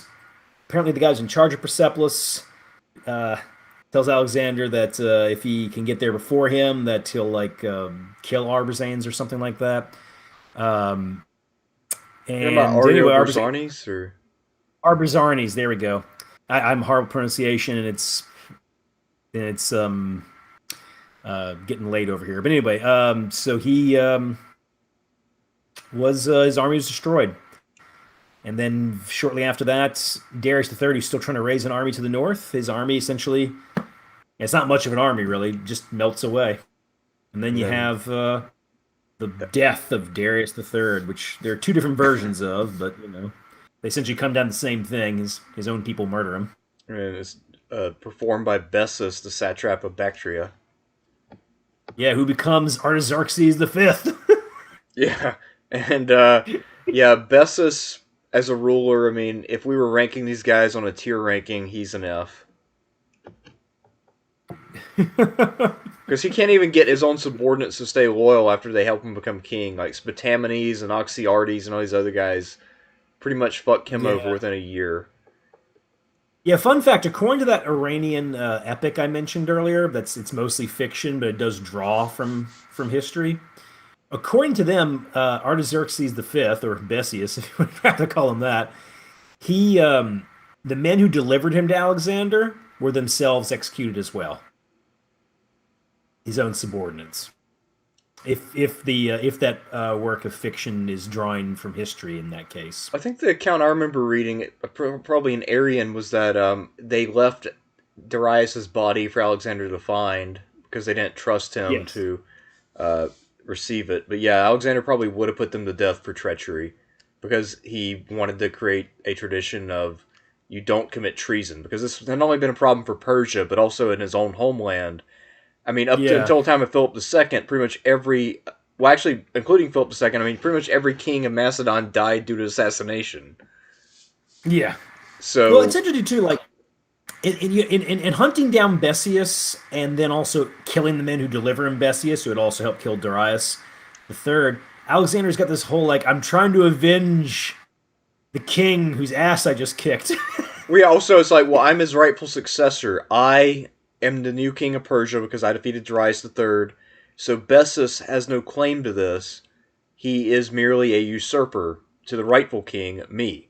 Who controls the Persian heartland? Me. Babylon? Me. A lot of the Persian army at this point, because of them surrendering? Me. So, Right. yeah, so now he's... It's interesting for a man who destroys. But this is interesting. He wants to claim all of that, but yet you just and apparently also gives Darius III a proper burial.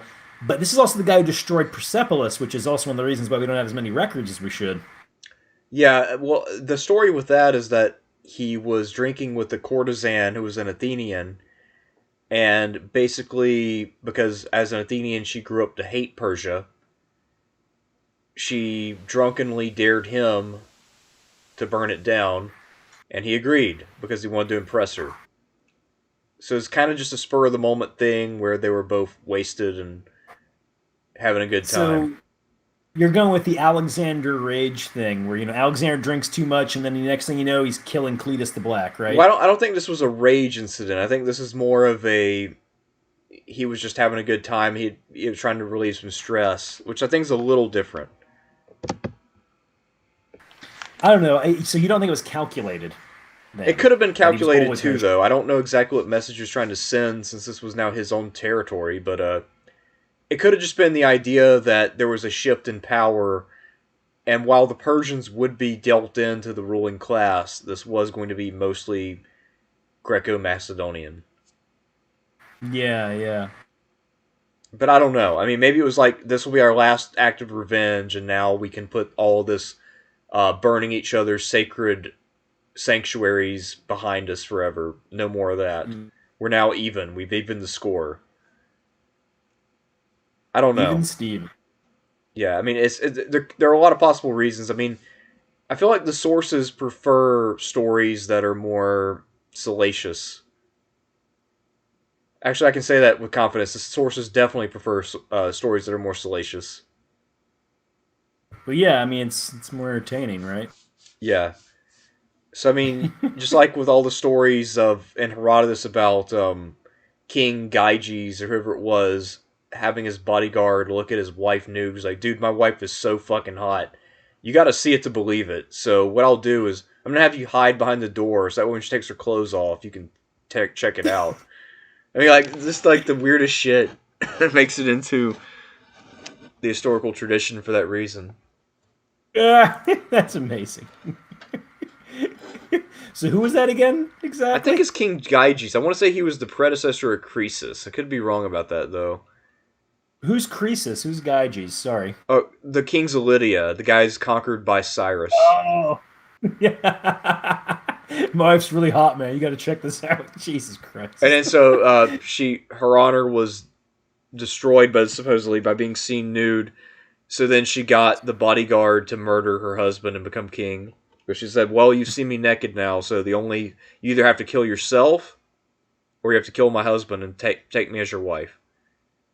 And you're like, "Well, I guess you do look pretty good without your clothes on, so got to kill my buddy and take over." God damn.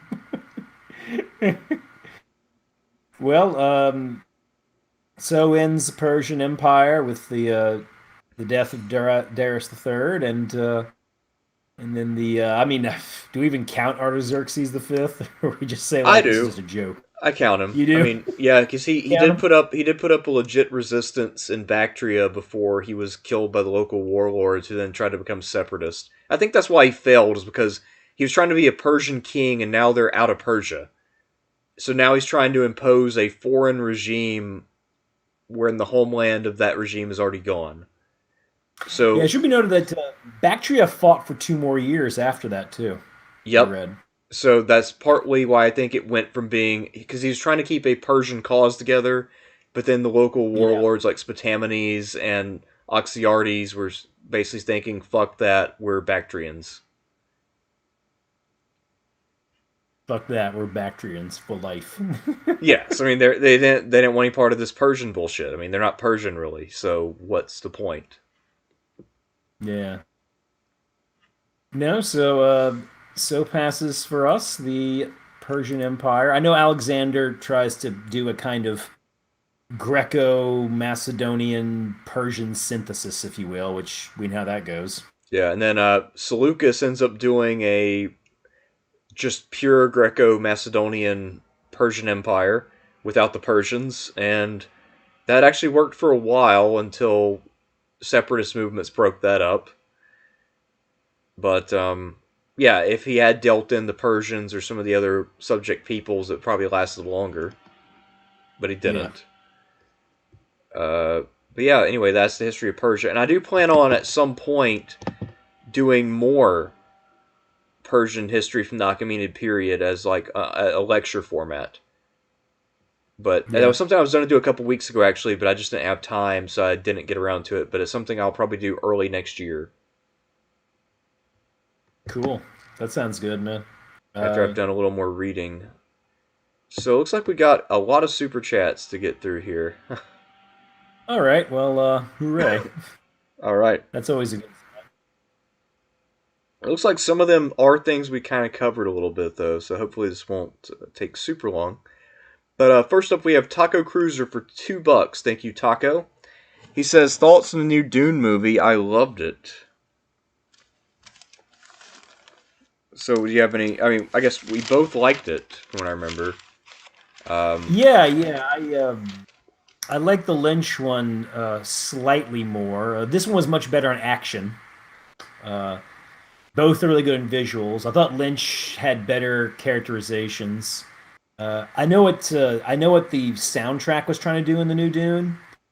Hans Zimmer said that he loved the Star Wars soundtrack, but it's too, for lack of a way to put it, European instead of being like alien, if you will, which is not what Star Wars is going for. So he wanted something that would sound like from a different world, if you will. I'm just like, nah, fuck it. I like Toto more. Yeah. The Dune Toto soundtrack's amazing. Which, by the way, I had someone on a tour a few years ago who works for the band Toto, and I was like, hey, do they like ever do Dune at their concert? And she was like, yeah, sometimes. Like they'll do it as a medley apparently. And they'll be like, sometimes she said one time they said like, this is a movie a lot of you haven't seen, Dune, and then they just do it for like like a bunch of tunes for like 20 or 30 minutes before they keep it going with the concert. Yeah, I thought it was pretty cool, So yeah, I thought it was a good adaptation myself. So I was happy I saw it. I want to watch it again because there's probably some things that I missed. What'd you think? I thought it was good overall, but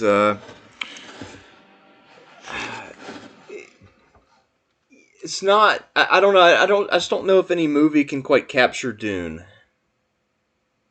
satisfactorily. I mean, I think that this came about as close as you can get, and I do like the Lynch one mostly for the visuals and for the atmosphere. But yeah, I feel like Dune, you have to have a lot of that subtext you really can't get in a movie. I don't even know if you could get in a show.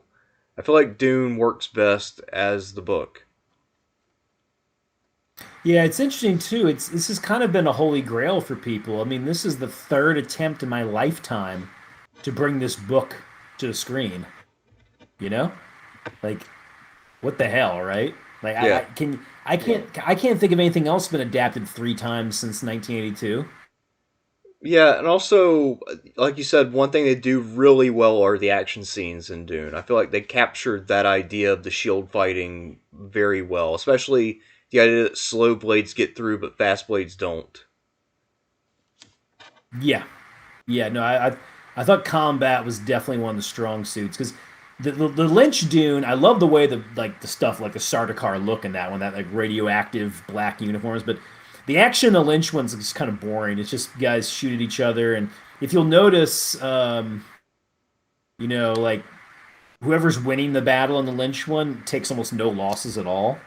Right. Just like every battle's a fucking massacre in that movie, Yes. So yeah, it's interesting though. You're saying that, and I think you get a lot of truth there, but I actually legitimately like both of the big screen adaptations of the book.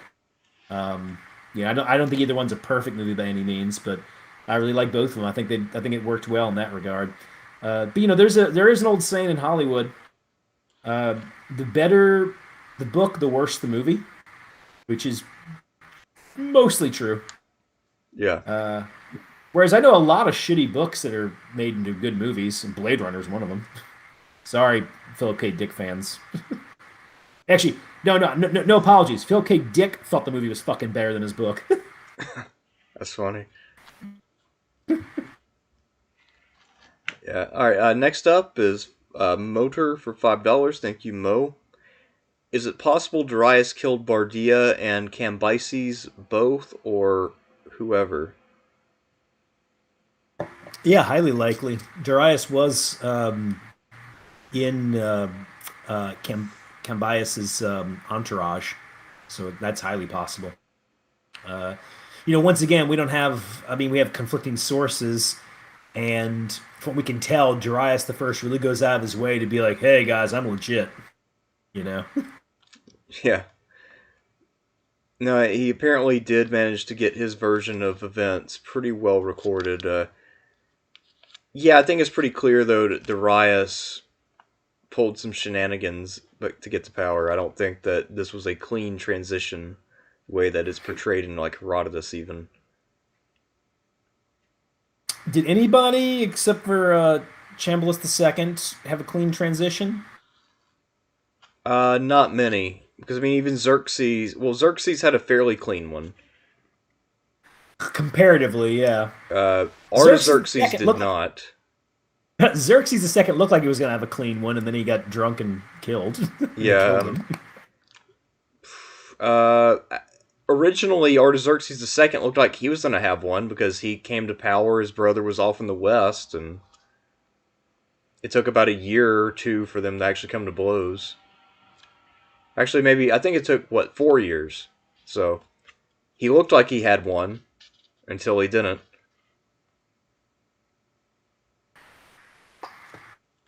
I'm trying to think who else. I can't think of too many others. Yeah, I think you're right, though. The succession in Persia was always a problem they never figured out.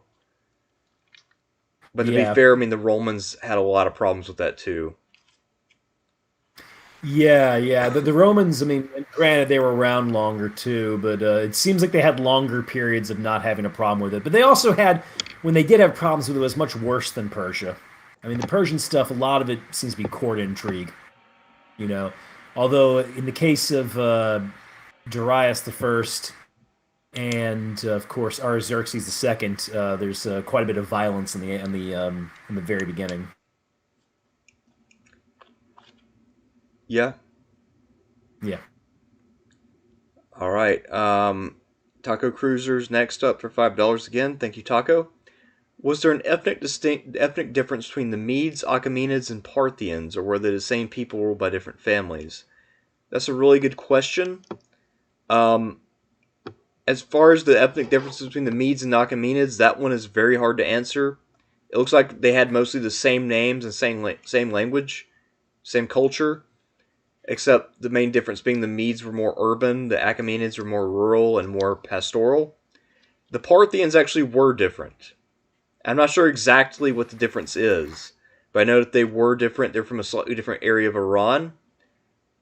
And they are a little bit more comparable to the Achaemenids in terms of their culture. So they did try to claim to be the inheritors, but they're not directly related.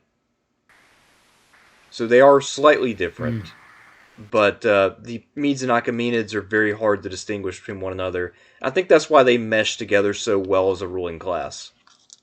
Because they are almost the same to begin with, so there's not many differences they have to work through. I think the main difference is like the Medes would usually serve on foot, the Persians fought on horseback.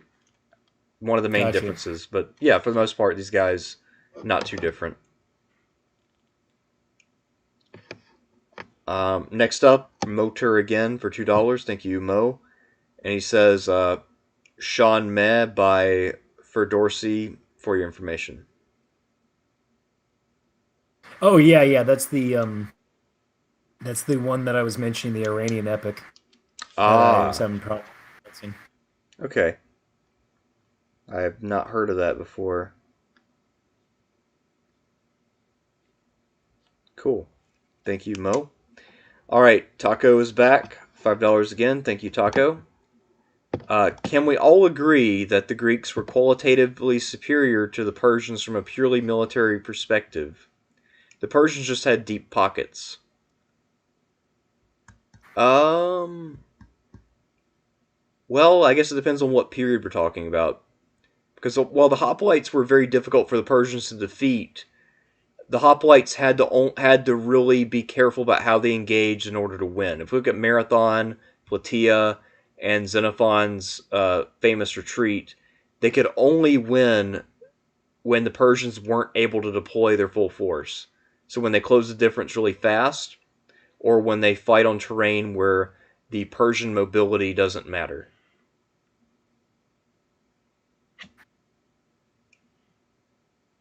What do you think, Sean? Yeah, no, it's exactly what I would say. I do think that the Greeks were qualitatively superior, and a lot has to do with the armor, like you said. But that doesn't mean that they are invincible by any means. They have to be well utilized. I think also we also think about it in the case of Alexander, and I could make a case that Alexander very well could have lost any one of those battles, but particularly Granicus and Gaugamela. I don't think it was a foregone conclusion in either case. But that being said, yeah, I wouldn't say the Persians just have deep pockets, but man, that helps. Yeah, I mean, I think the Persians had a more flexible war machine right up until the Greeks really go combined arms in the 4th century, especially best typified, of course, by the Macedonian army of Philip and Alexander. But up to that Yeah. point, the Persians had a better overall army. The problem was that because they didn't have the ability to fight heavy armor, it was very hard to deal with the hoplites. Why did the Persians develop heavy armor then? I mean, I know the Assyrians had been really good at ironworking, I'm not ironwork. sure. I mean, they did hire a lot of hoplites, but they didn't. They never just adopted their style of armor for their immortals. The immortals were using wicker shields. Yeah, yeah, no, that could be a lack of innovation on their part. Which, once again, we don't have a ton of Persian sources, but you have that. You have the problem of continuous succession crises. The Persians strike me has been very how should we say, like, very well organized, good at architecture, bureaucracy, infrastructure. Not exactly the most creative or flexible people overall. That's just the feeling that I get from our admittedly limited sources. Well, I don't know. I mean, yeah, because it is a weird thing that they don't adopt that, especially because if we think about the immortals were known as being the best infantry in the world. They're seen as invincible prior to the Persian Wars. And Yeah, among the people that the Athenians defeated at Marathon, I believe there were some immortals. So then yeah, we there get to were some. Plataea, and the sort of the power of the immortals is still so great in terms of their aura that actually the Spartans lose their nerve and ask the Athenians to face them. So the Spartans, who are supposed to be the greatest warriors in the world, are still afraid of them even after Marathon. And then I think at Plataea, despite the Spartans trying to pass them off, they end up fighting them and then kicking the shit out of them. So Yeah, mhm. yeah, both the Athenians and the Spartans separately defeat the Immortals. So the Immortals, just because of technology, could not go toe to toe with the Athenians, even much less the Spartans. Well, this also probably could have been, if you think about it. The Greeks had never posed a mortal threat to Persia. So they were, and after Xerxes, we don't have any evidence of the Persians wanting to, like, conquer Greece. And I would argue one of the reasons why is that Greece is an immortal threat, but also they're more worried about Egypt, really. I mean, our sources are biased to the Greek, but with the continuous revolts in Egypt and the wealth that Egypt has, and how many times that Egypt revolts and they send men right back in there, right? We could make a case that really the big theater for the Persians is definitely not the West; it's Egypt. That's where they're doing the most military campaigns.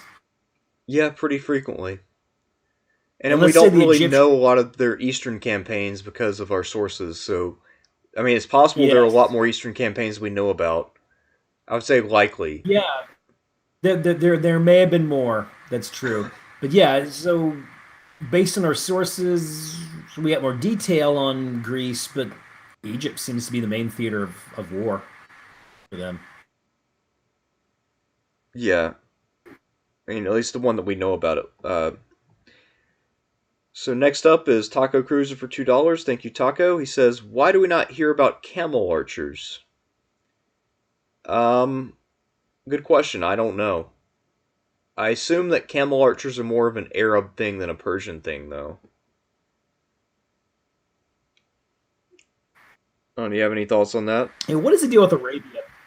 Well, I don't know, but what's the deal with Arabia at this time? Small and rural, and pays Okay. tribute to Persia. They do send a contingent. Apparently not a big deal. They do rise in power over time. I think the first time they're mentioned in Western sources is in Herodotus as part of the Persian army. And then over time, they do gain a lot more prominence. They eventually set up client kingdoms under the respective leadership of Eastern Rome and Sasanian Persia. They become fairly powerful, and they also start to settle in large numbers in each empire. So that way, when the Arab invasions happen, you have lots of Arab populations settled all around the peripheries of every empire. That's something that a lot of people don't realize, is that Mm. there were more Arabs outside of Arabia than inside, probably, or at least about as many. So that's why they kept having so many more men available. But yeah, so they do multiply pretty well, and they're often hired as mercenaries and resettled. So yeah, that really helps out. Also, they're not treated the best by the empires that hire them, so they have a lot of incentive to revolt later, which I think has a huge Gotcha. role to play in the Islamic conquest. Okay. All right. What's All right, next? motor for $5. The Croesus not dodge an assassin? I don't remember actually. And I know I just remember the story about the funeral pyre where he's up there, and then his son, who supposedly hadn't spoken for most of his life, pleaded for his father's life. Suddenly, he found his voice and he said, "Please don't kill my father, the king."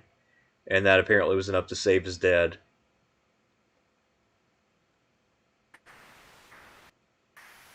And Motor again. Yeah, he This was says, is like it's like Genghis Khan too. You capture a king you like, and you just say, "I'll make him my advisor," or yeah, I mean, that's kind of what marry him to a happened in this daughter. story. But I mean, most likely Croesus died. But Motor asks, "Is it true that Libya thing was because of the Phoenician alliance?" Um, well, I mean, I think, yeah, you're referring back to when we were talking about the Persians on the coast of Africa. I think that, no, you have to go fairly far west to get to the main settlement for the Phoenicians around Carthage. So most of what we now call Libya, most of it was actually settled by Greek colonies. So Cyrene was the biggest one. I did read though that the Persians did, of course, have set up when they went into Libya, went in one of their expeditions under the one under Cambalis II that they did open up trade relations with Carthage. It seems. Yeah, it makes sense. And actually, the Greeks thought that Persia and Carthage were in league with each other during the Persian Wars. So, I mean, how accurate that is hard to say, but the Greeks of Sicily thought that it was a basically a very uh, related struggle, at least. Yeah, gotcha. All right, so next up is Grape 8 for 9.99. Thank you, Grape. Darius the first rule starts with false Bardia, false Bardia, Magi Wizard Combat, Liar Kings. Dan Carlin's Yes, second it episode in does. his Persian series goes into detail regarding these bizarre circumstances. Yeah, I mean, there's a lot of weird shit going down at that time, and Darius, I think, takes advantage by coming off as a normie in a time when it looks like Bardia and even Cambyses II have really gone off the deep end. I like the Magi Wizard combat. Yeah. Yeah. Yeah, I mean, I know that Zoroastrianism was always sort of a part of Persian culture, but I think that it becomes a bigger deal a little bit later on. So it's possible that somebody embraced it in the early part of the Persian Empire, and they went really into it, that the other Persians might be a little freaked out by it. Mm. I don't know, though. Okay. Grape 8, 199. Look up New Jersey Bad Ben ghost movies, modern day genius. I'll have to write that down. I've never heard of him. Yeah, I'll take a look at that. Thank you. Love Bad horror Ben. movies, favorite genre. We've been watching a lot lately, in the wake of Halloween. What did you see that was good? Well, we actually went to a theater and saw Halloween in the theater. That was last weekend. We saw Friday the 13th, the original, and the sequel. And we saw the original Amityville. We also saw Amityville 4, which is fucking horrific. And we saw... Oh, we saw Big Trouble in Little China, which I guess is not a horror movie, but still. Yeah, I watched that recently. I was having a bad day, particularly a little over 2 weeks ago, so I just watched that. Good pick me up. No, yeah, Little Trouble in Big China is a great movie. Yeah. One of John Carpenter's top movies, I'd say. Although it's funny though, did you ever see that Red Letter Media special on the John Carpenter movies?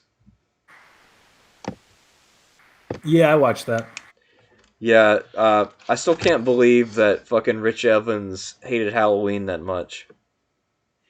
I'm a little bit on his side, actually. It's not my Really? fave. Well, I don't I think don't it's think the it, I just, best one, but still, I mean, like, I'm surprised it's that low.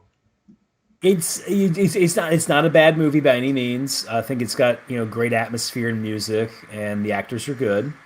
It just never took me in. I'm not really into the slasher stuff. I liked Freddy because it was creative, and the Friday the 13th movies I don't really like those either, except for the ones that go like bonkers, like Jason Goes to Hell. And Halloween it's very grounded. It's not a bonkers movie, and the slasher thing, just the maniac killer with the knife, just it's never really scared me at all. I just don't care. I'll say this. I think Halloween, what I'm trying to say is Halloween is a very good movie in a genre that doesn't really do it for me. But I do recognize quality when I see it. Yeah, I guess for me, that'd be like if I saw a decent musical. I'd be like, well, I recognize that it's good, but it's still a musical, so... Yeah, I'm kind of in the same camp a bit with musicals. Although actually, I don't mind them. Or I can actually say I like them if this thing that gets me about musicals is when they start dancing in the street. You know what I'm Yeah. saying? Like that shit. I'm always like, when are the cars gonna run these people over? Also, like West Side Story. I'm like, man, like I do not want to see like a gang war with people snapping their fingers and choreographed dancing. This is stupid. However, I thought something like Cabaret is pretty good as a musical, or if you're doing it as just pure ridiculous comedy, like Team America World Police or something, right? Right. Yeah. All right. All right. Next up, we have Pope Benedict XVI Rock for £5. Thank you, Pope Benedict. Apparently, no comment. Perry's Majestic for $2. No comment. Thank you, Perry. Motor is back for $5. Thank you, Motor. He says it really should have been Artaxerxes III versus Philip II, if anything. Be interesting. Yeah, be interesting. Hey, no, two older gentlemen, proven combat commanders. It might have. I mean, I don't know if. Maybe not necessarily a more interesting war, but a more even fight. Artaxerxes III was definitely better than Darius III. Yeah, for sure. And I mean, Philip is not as good of a general as Alexander, but he's still pretty damn good. So that might have made it a little more even. And Philip Yeah. would be more willing probably to accept some sort of settlement, so could possibly have a greater range of outcomes. Mm-hmm. All right, so next question is from Motor for $50. Thank you, Motor. The Oriental Yeah. Society Damn. of Chicago, the tablets from the 40s, 50s from Persepolis, which are tedious accounting of grain, etc., similar vein of Minos tablets, but they do mention Aristagoras and navy rationing, etc., vis-a-vis Darius I. Alexander burned the rest. Thanks. That is fascinating. I did not know that. But yeah, Aristagoras led out a massive fleet into the Aegean, and basically, I think they were trying to get Naxos. Now I think about it, I think I mistakenly said Cyprus, but I meant Naxos. Anyway, Yeah. that operation failed horribly because apparently somebody tipped off the Naxians, and this apparently was a major expenditure. Otherwise, Darius would not be getting financial reports from the West about it. So yeah, that's pretty interesting. I had no idea that the Persians were quite that good at record keeping, and also that the Persian kings would be that well apprised of all the details. But Herodotus does have the detail that Darius' brother said, "I'm all about this operation, but I have to get my brother to approve it." So actually, that all adds up now. That's really cool. But thank you for that. Excellent. Thank you. All right, Nicholas for $5 Canadian. He says, "I cannot remain subscribed, for Sean is not a brother of the faithful, as evidenced by his unwillingness to cosplay as Elagabalus." You're wrong, sir. All hail Elagabalus. The only person better is Caligula. Yeah, although, I mean, I don't know. I feel like Elagabalus was a little more epic than Caligula. I mean, I don't know. Well, Caligula's the more famous. Elagabalus is more epic. Elagabalus also has a sadder end. Well, Caligula's end is pretty fucking terrible too. You know. Yeah, no, I feel more sympathy for Elagabalus just because he was so young and his own grandmother betrayed him.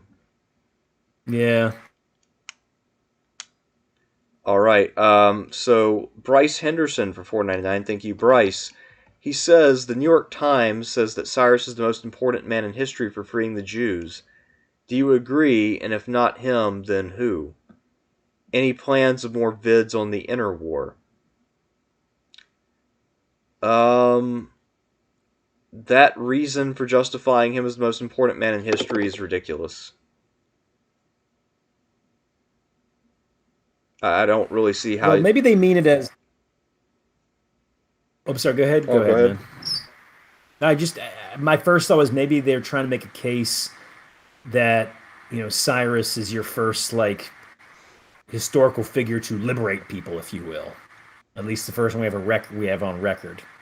I don't even know how true that statement right now is. Yeah, I don't know. Maybe they're trying to say maybe their assumption is that the most important factor in civilization is the Abrahamic tradition, and they think that Cyrus single-handedly saved it. So I mean, I guess if that's your operational assumption, then you can make a good case for Cyrus. Or if Jews control the world, right? I mean, I don't know what the fuck's going on here. But anyway. Yeah, but I don't know. In general, though, I don't. Yeah, I don't really see the case for that.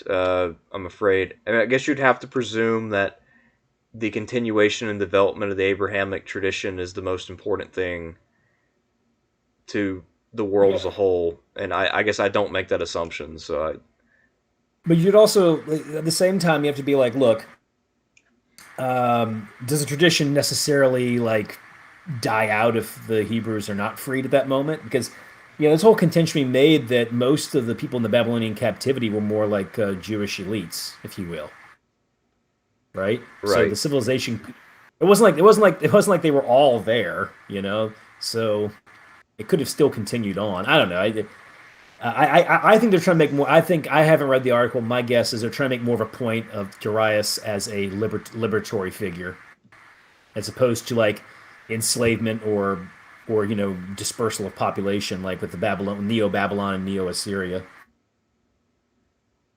Yeah. Yeah, hard to say. Any plans of more vids on interwar? I'm not sure what that means exactly. I mean, they're talking about the interwar years between World War One and Two, or like the Truceless War, or what? I don't know. Or maybe more I would about, assume interwar. well, maybe, Interwar seems to be more World War One. Interwar usually refers to between World War One and World War Two. yeah. Although I guess it could also mean, because I last week I had videos on the Peloponnesian War and the Persian War, so maybe the Pentecontidia. Okay. I don't know. I could always make more videos on those kind of subjects, but I usually don't make too many videos. I mean, right now, because I'm so bogged down, most of the videos I make are things I need to lecture about.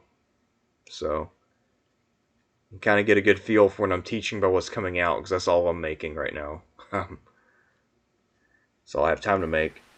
So this week we'll have some Roman Republic and a bit of Carthage, because that's what I'm teaching. Yay, Okay. Carthage. Yeah.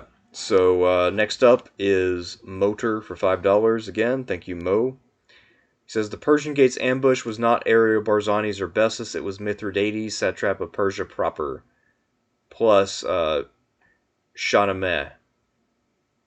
Shahnameh. Yeah, definitely not. Bessus was definitely not there. I don't know. My book had it as Arborzanes, Ariobarzanes. That's what my book had, and that's what they have on Wikipedia as well. Which I know Wikipedia is not the source of all knowledge, but just saying, if that's the case, we definitely need correction there. And the book I read just mentioned that he was the commander of the Persian Gate and was destroyed before he get back to Persepolis. Yeah, I mean, to me, that operation sounds more like the Greek attempt that failed in the north prior to Thermopylae rather than Thermopylae, where they were going to set up in the mountains and they found out their position was fucked ahead of time and they'd abandon it. Yeah, so you don't think they actually made like a valiant stand at the Persian Maybe they Gate? did. I don't know. They had That's a one I cool haven't one read where about they, in a while. one of the stories is that the some of the Persians who stood and fought were even when unarmed were grabbing Macedonians, throwing them to the ground, and killing them with some of their own weapons. That's pretty You cool. know, yeah. But it's like there's different interpretations of it that some of them fled, so cowardly Persians, but then they also say some of them died heroically. I don't know. It's an interesting and under discussed battle, which I'd like to look more into in detail. Yeah, for sure. All right, next super chat is from Kai Cornell for $10. Thank you, Kai. Is it fair to describe the Achaemenid Persians as progressive for their era regarding their stances on slavery, women's rights, religious tolerance, etc.? How can we attribute that reputation to, or maybe he meant who can we attribute that reputation to? So, I guess we have to think about this fairly relatively, right? In terms of religious tolerance, I think Persia would rank pretty well, even by sort of world historical standards, not just in their own time. I mean, Persia, for the most part, was pretty tolerant. I mean, Cambyses might have had some problems in Egypt, but aside from that, Persia made a pretty good point of trying to respect all religions as much as possible. And they would even give money to people to rebuild temples and other things to keep people happy. When it came to Hmm. slavery and women's rights, that would be up to your local leaders. Persia was not going to do anything one way or the other. Yeah, it's interesting though. This is definitely. I mean, there's definitely a tendency with empires to have to grant people certain amounts of local autonomy anyway. It's very few empires that will not be doing that, if you will. Um, you can see evidence of the same thing with the British Empire, at least definitely after the Indian Mutiny, and with other ones as well. So you take some American Empire during the Cold War for sure. So Yeah, it's up to the local leaders really. Uh, I mean, progressive. Just on my end, I don't really see as actually existing until maybe the 1600s at the earliest in Europe. I just don't really think like the right left dynamics we think of really apply to the ancient world. Yeah, I tend to Um, agree. And I also don't really even see like the populares as like predecessors of the modern left in any meaningful sense. yeah, yeah. Um, yes, I agree because their program is the Popularis program also wasn't inherently revolutionary either. It's actually essentially just trying to. It's a different way of maintaining the republic, is what it comes off to me. I mean, am I wrong to think that? I think you're right. And also it becomes a lot less interesting after we get past like the Gracchi brothers. I mean, because Caesar, while he does a good job as posing as a popularis, once he gets into power, what does he really do? Not all that much. It's only Augustus who has a plan, and his plan is basically just give me all the Yeah. power and I'll stop the fighting. Hey, plan worked. It did work. I mean, it actually was a pretty good plan in the end. But I mean, his plan was not to fulfill the dreams of the Popularis faction and not to really enhance the standing of the Roman people in any great way. Now, he did end up doing that coincidentally by really limiting corruption and things like that, and by making sure that grain was supplied at Rome and stuff like that. But Augustus did not go out and really fulfill any kind of progressive agenda in any way. And also, he was also a sort of conservative moralist. I mean, he was obsessed with trying to prevent women from having sex outside of marriage and some other stuff. Hmm. So yeah, I mean, Augustus is the fulfillment of the Populares because they technically won the civil wars, and it didn't really get them that much. Oh, quick shout out to Jay Bird about the Richard Pryor show. I've seen it. I used to have the DVD, and it got destroyed in Katrina. Thanks for mentioning that. Just randomly saw that and had to mention that. Ah, Cool. okay. Sorry. Sorry for the derailment. I'm just like, wait, did I mention the Richard Pryor show in here? Anyway, and yes, it was like Chappelle's show 30 years earlier. But yeah, I'm with you, man. I don't really think like a left-right dynamic even really works here. And I would kind of say that now that there weren't predecessors to this, but I don't think you actually get very serious, at least from my own analysis, you don't get actual serious left wing movements with some influence until the English Civil War. And keep in mind, those were dealt with rather violently by Parliament in some cases. And the levelers definitely weren't in control, you know, Yeah. which is why, like, when some people will be like, wait, why do you support, like, Charles the First in the English Civil War? I'm just like, look, this isn't like, this Parliament's not fighting for your freedom. Parliament's fighting to usurp the powers of the king, and the king is fighting to usurp the powers of Parliament. It is literally both sides decided simultaneously that the ancient rights and prerogatives of the other one just weren't going to cut it anymore. It should also be mentioned that Parliament under the Tudors pretty much did what the Tudors wanted, and if anything, when the Stuarts came in, Parliament itself was trying to reassert its independence after something like 100 years of essentially just doing whatever Henry VII, Henry VIII, and Elizabeth I wanted. But anyway, Right. that's English history. I'm done. Yeah, I mean, also even like Athenian politics, I don't think there are clear lefts and rights in the same way that we think of it, although there were people who sided with either democratia or oligarchy. And that's a pretty Yeah. meaningful difference, I would say, but it's still not quite the same as left versus right. But one thing that I do find interesting about that divide in Greece is that it was possible for people to be pro oligarchic, but socially perhaps be a bit more what we would think of as to the left of some other people. And a lot of the people who defended democratia were actually fairly socially conservative.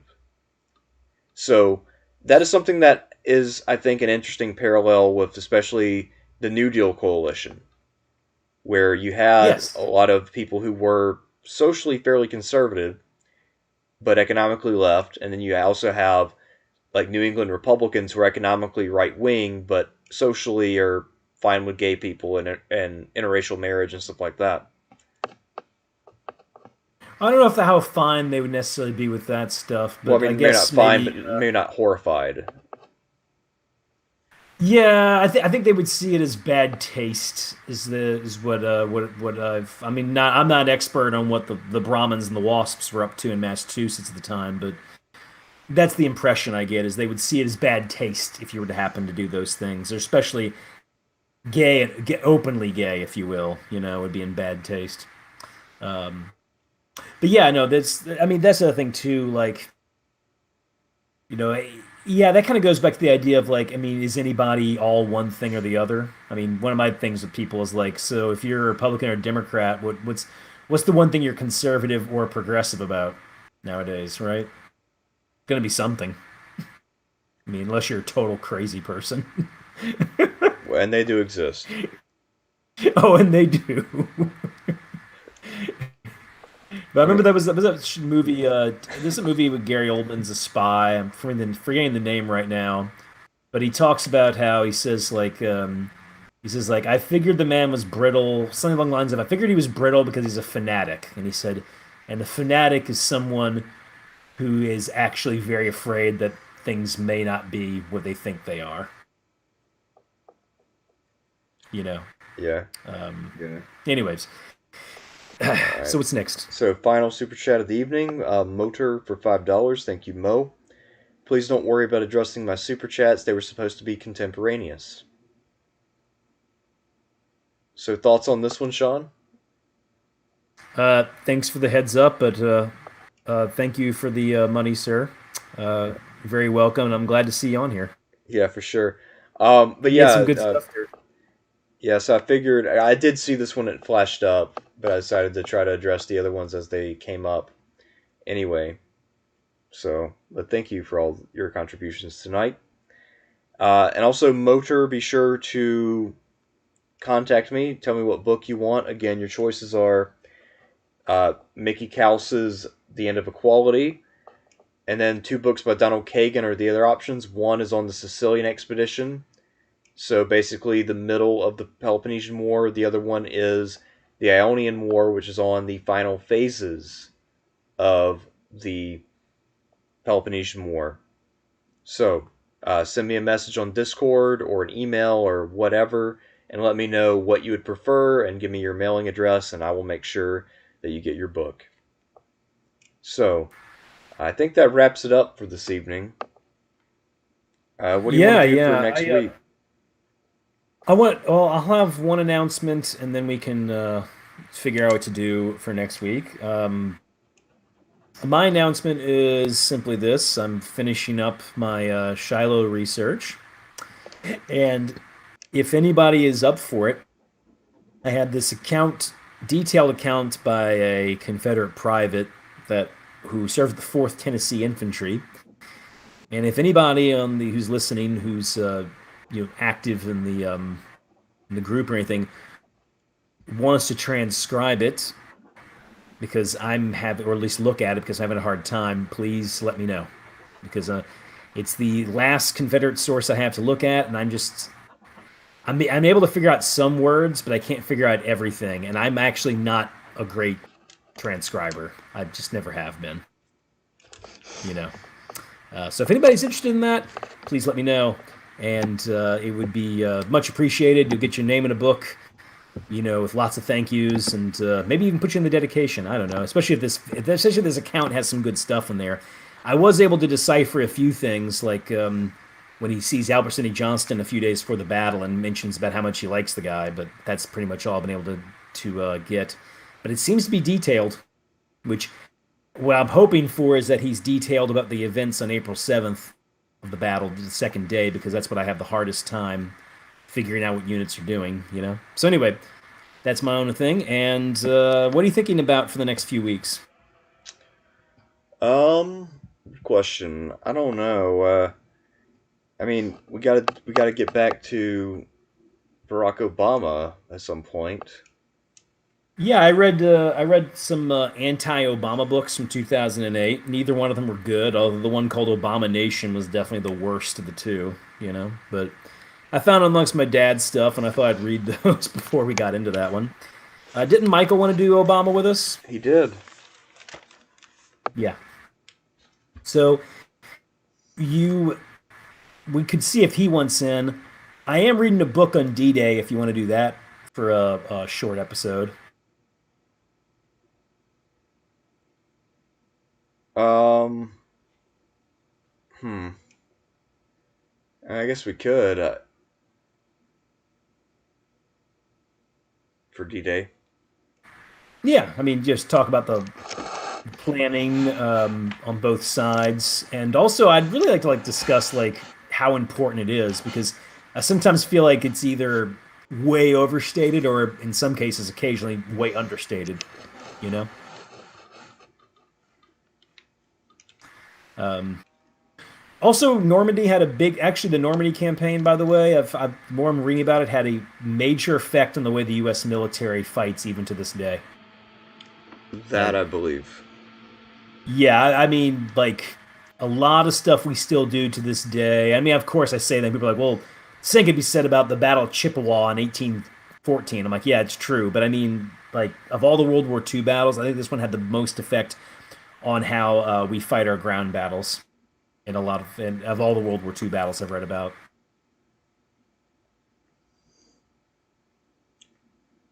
Hmm. Yeah, possibly. December or June 6, 1944. The Great Crusade. We're about to embark on it.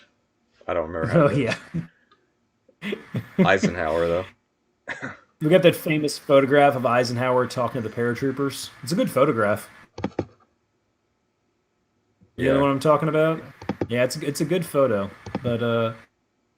But yeah, but I mentioned overstated because this book I'm reading, the guy's saying I think if D-Day had failed, I wouldn't be talking to you right now, and the world wouldn't be free. And I'm like, I don't know about that, but maybe. Um, but yeah, that could be interesting just because I'm reading a book on it. I found, But anyway, so in the case of Obama, I'm good to go whenever you are, and whatnot. Okay. I need to send you some Obama photographs I have, like the one with the action figure where he's fighting Darth Vader. It's ridiculous. Yeah. I remember the Obama meme game was pretty real. Yeah. Uh, listen, when we uh, talk about me, I just want you to know, remember, Trump came after me, Bush came before me. That's all you gotta know.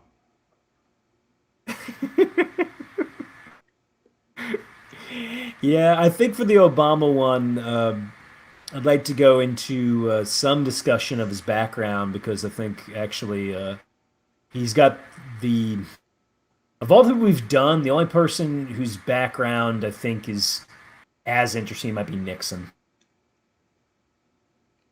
And even then, I think Obama might be a little bit more interesting in that regard. You know, Yeah, I'd say actually, no. What am Obama's I? background's definitely more interesting than Nixon. I don't know. Wait, no, no. Actually, I'm gonna go with Nixon. Now I think about it, but yeah, Nixon and Obama. Um, Although Ford and hell, Carter also have interesting backgrounds. they do. Yeah, I think the only ones who I found really boring are just Bill Clinton and George W. Bush. I'm just like, this is dull. You Yeah. know? Yeah, yeah. No, I mean, H.W. Bush has got interesting background, but yeah, no, I think in the case of I think in the case of Obama, it's worth going into that quite a bit. Well, I'm not for the whole stream, but maybe a little more than we did for the last two. But it'll be a big one. I don't know how far you want to go with it. If you just want to divide it, well, then again, the second term, not much happens, right? Yeah, second term is a little bit boring. Kind of like Clinton, I mean, actually, in the sense that I feel like we'll probably spend about 75% talking about the first term. Yeah, and well, I think no, I think Clinton had an interesting second term, and just we weren't interested in it. It was more like a dreary recalling of like, hey, do you remember when like Congress wasted its time on some bullshit, and we repealed Glass-Steagall. I just we just started getting run down with him, right? Yeah. um, but anyway, so I think it'd be good to if see if Michael wants to come in for Obama because he'll have some perspective on that one, no doubt. Uh, I'd say maybe Danny, but four people might be a little too much in that case. Now, Um, this would make it a fatal four-way. yeah, yeah, but I guess if Michael can't, if you just want to do a quick live stream talking about June 6th, the Normandy and everything, that could be interesting. Yeah, I'll check with him. I'll try to figure out Michael's schedule, and then I'll let you know. Yeah. All right. Cool, man. But yeah, maybe we can bring Danny in if he's available. I'll check with him. I would like to ask you one last question before we go. What do you think is the real legacy of the Persian Empire? Long run.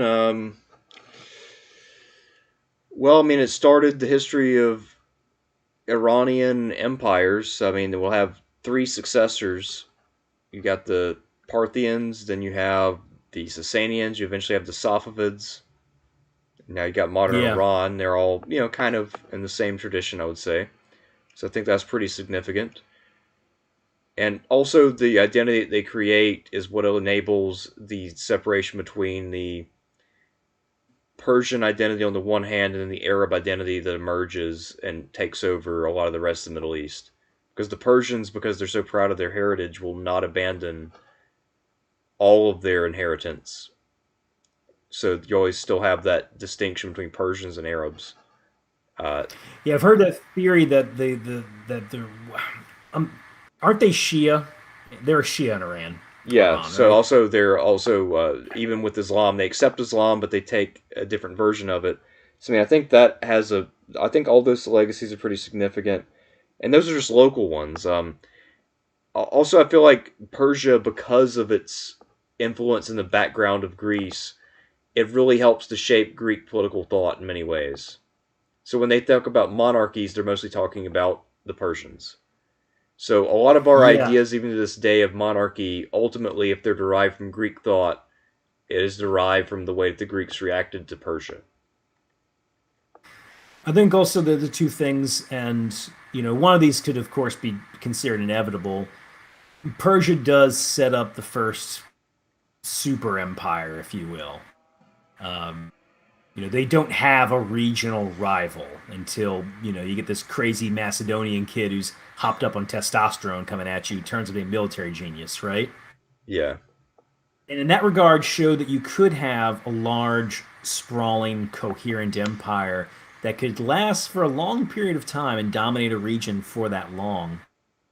And I remember while I was reading with the Hittites years back, the author made the comment that the Hittites had been the first great kingdom, and I think there's some argument to be made there. But he also said like, oh, the Hittites are cooler; they lasted longer than the Neo-Assyrians, Babylonians, or even the Persians. And I was like, well, it's a different set of circumstances. But you know, you know, um, the Akkadian and the Hittites, the Neo-Assyrians and Neo-Babylonians are the four uh, uh, kingdoms, if you will, that can rival Persia in terms of size and influence.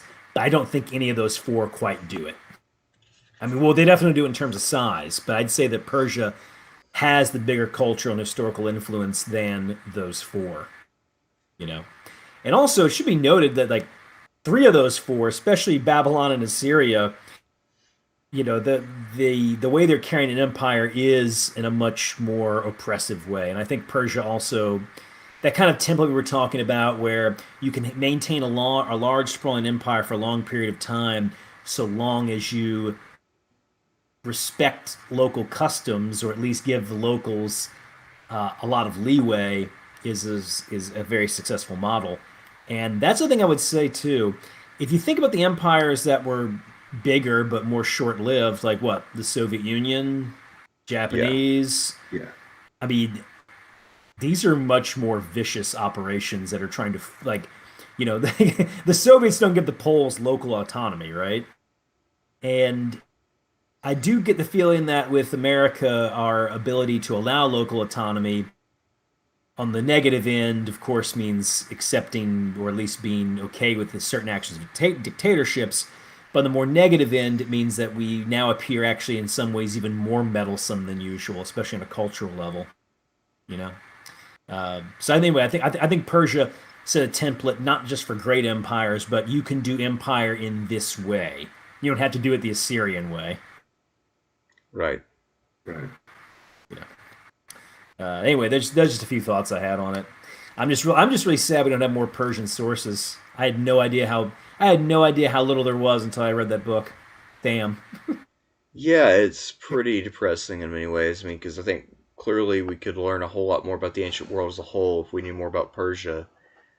I guess the one upside to there being such limited Persian sources is that if you want to go learn a language, an ancient language, you can probably learn Persian front to back in about 7 to 8 weeks. Ancient Persian, that is, because there's not much of it. Great. So, I should have become a Persian historian.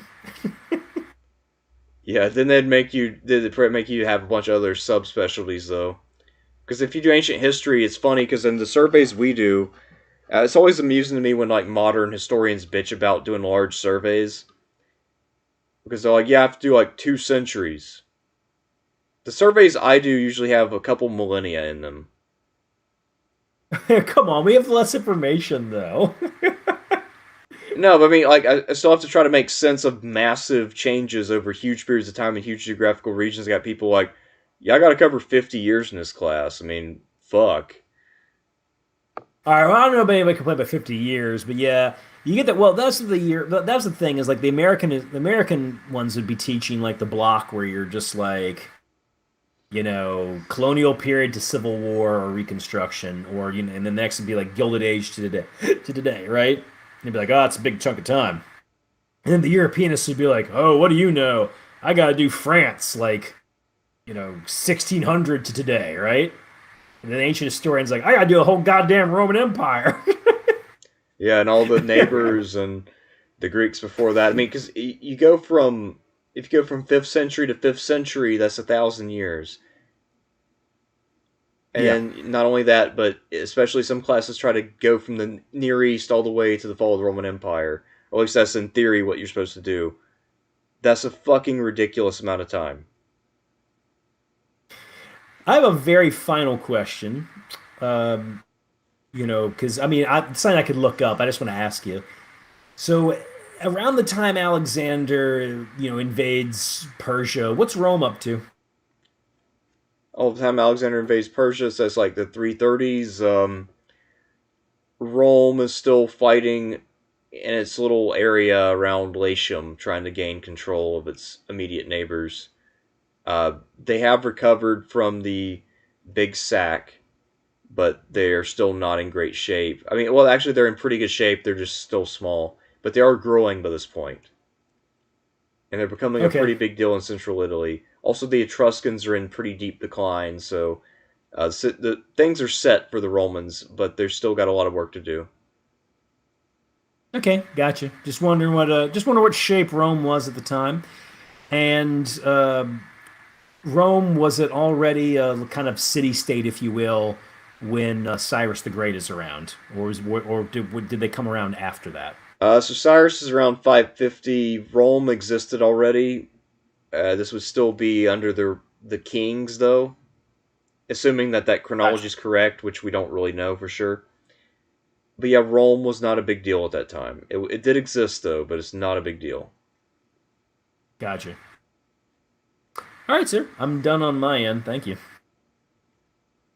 Yeah, so that's all I have. Next week, either D-Day or Obama.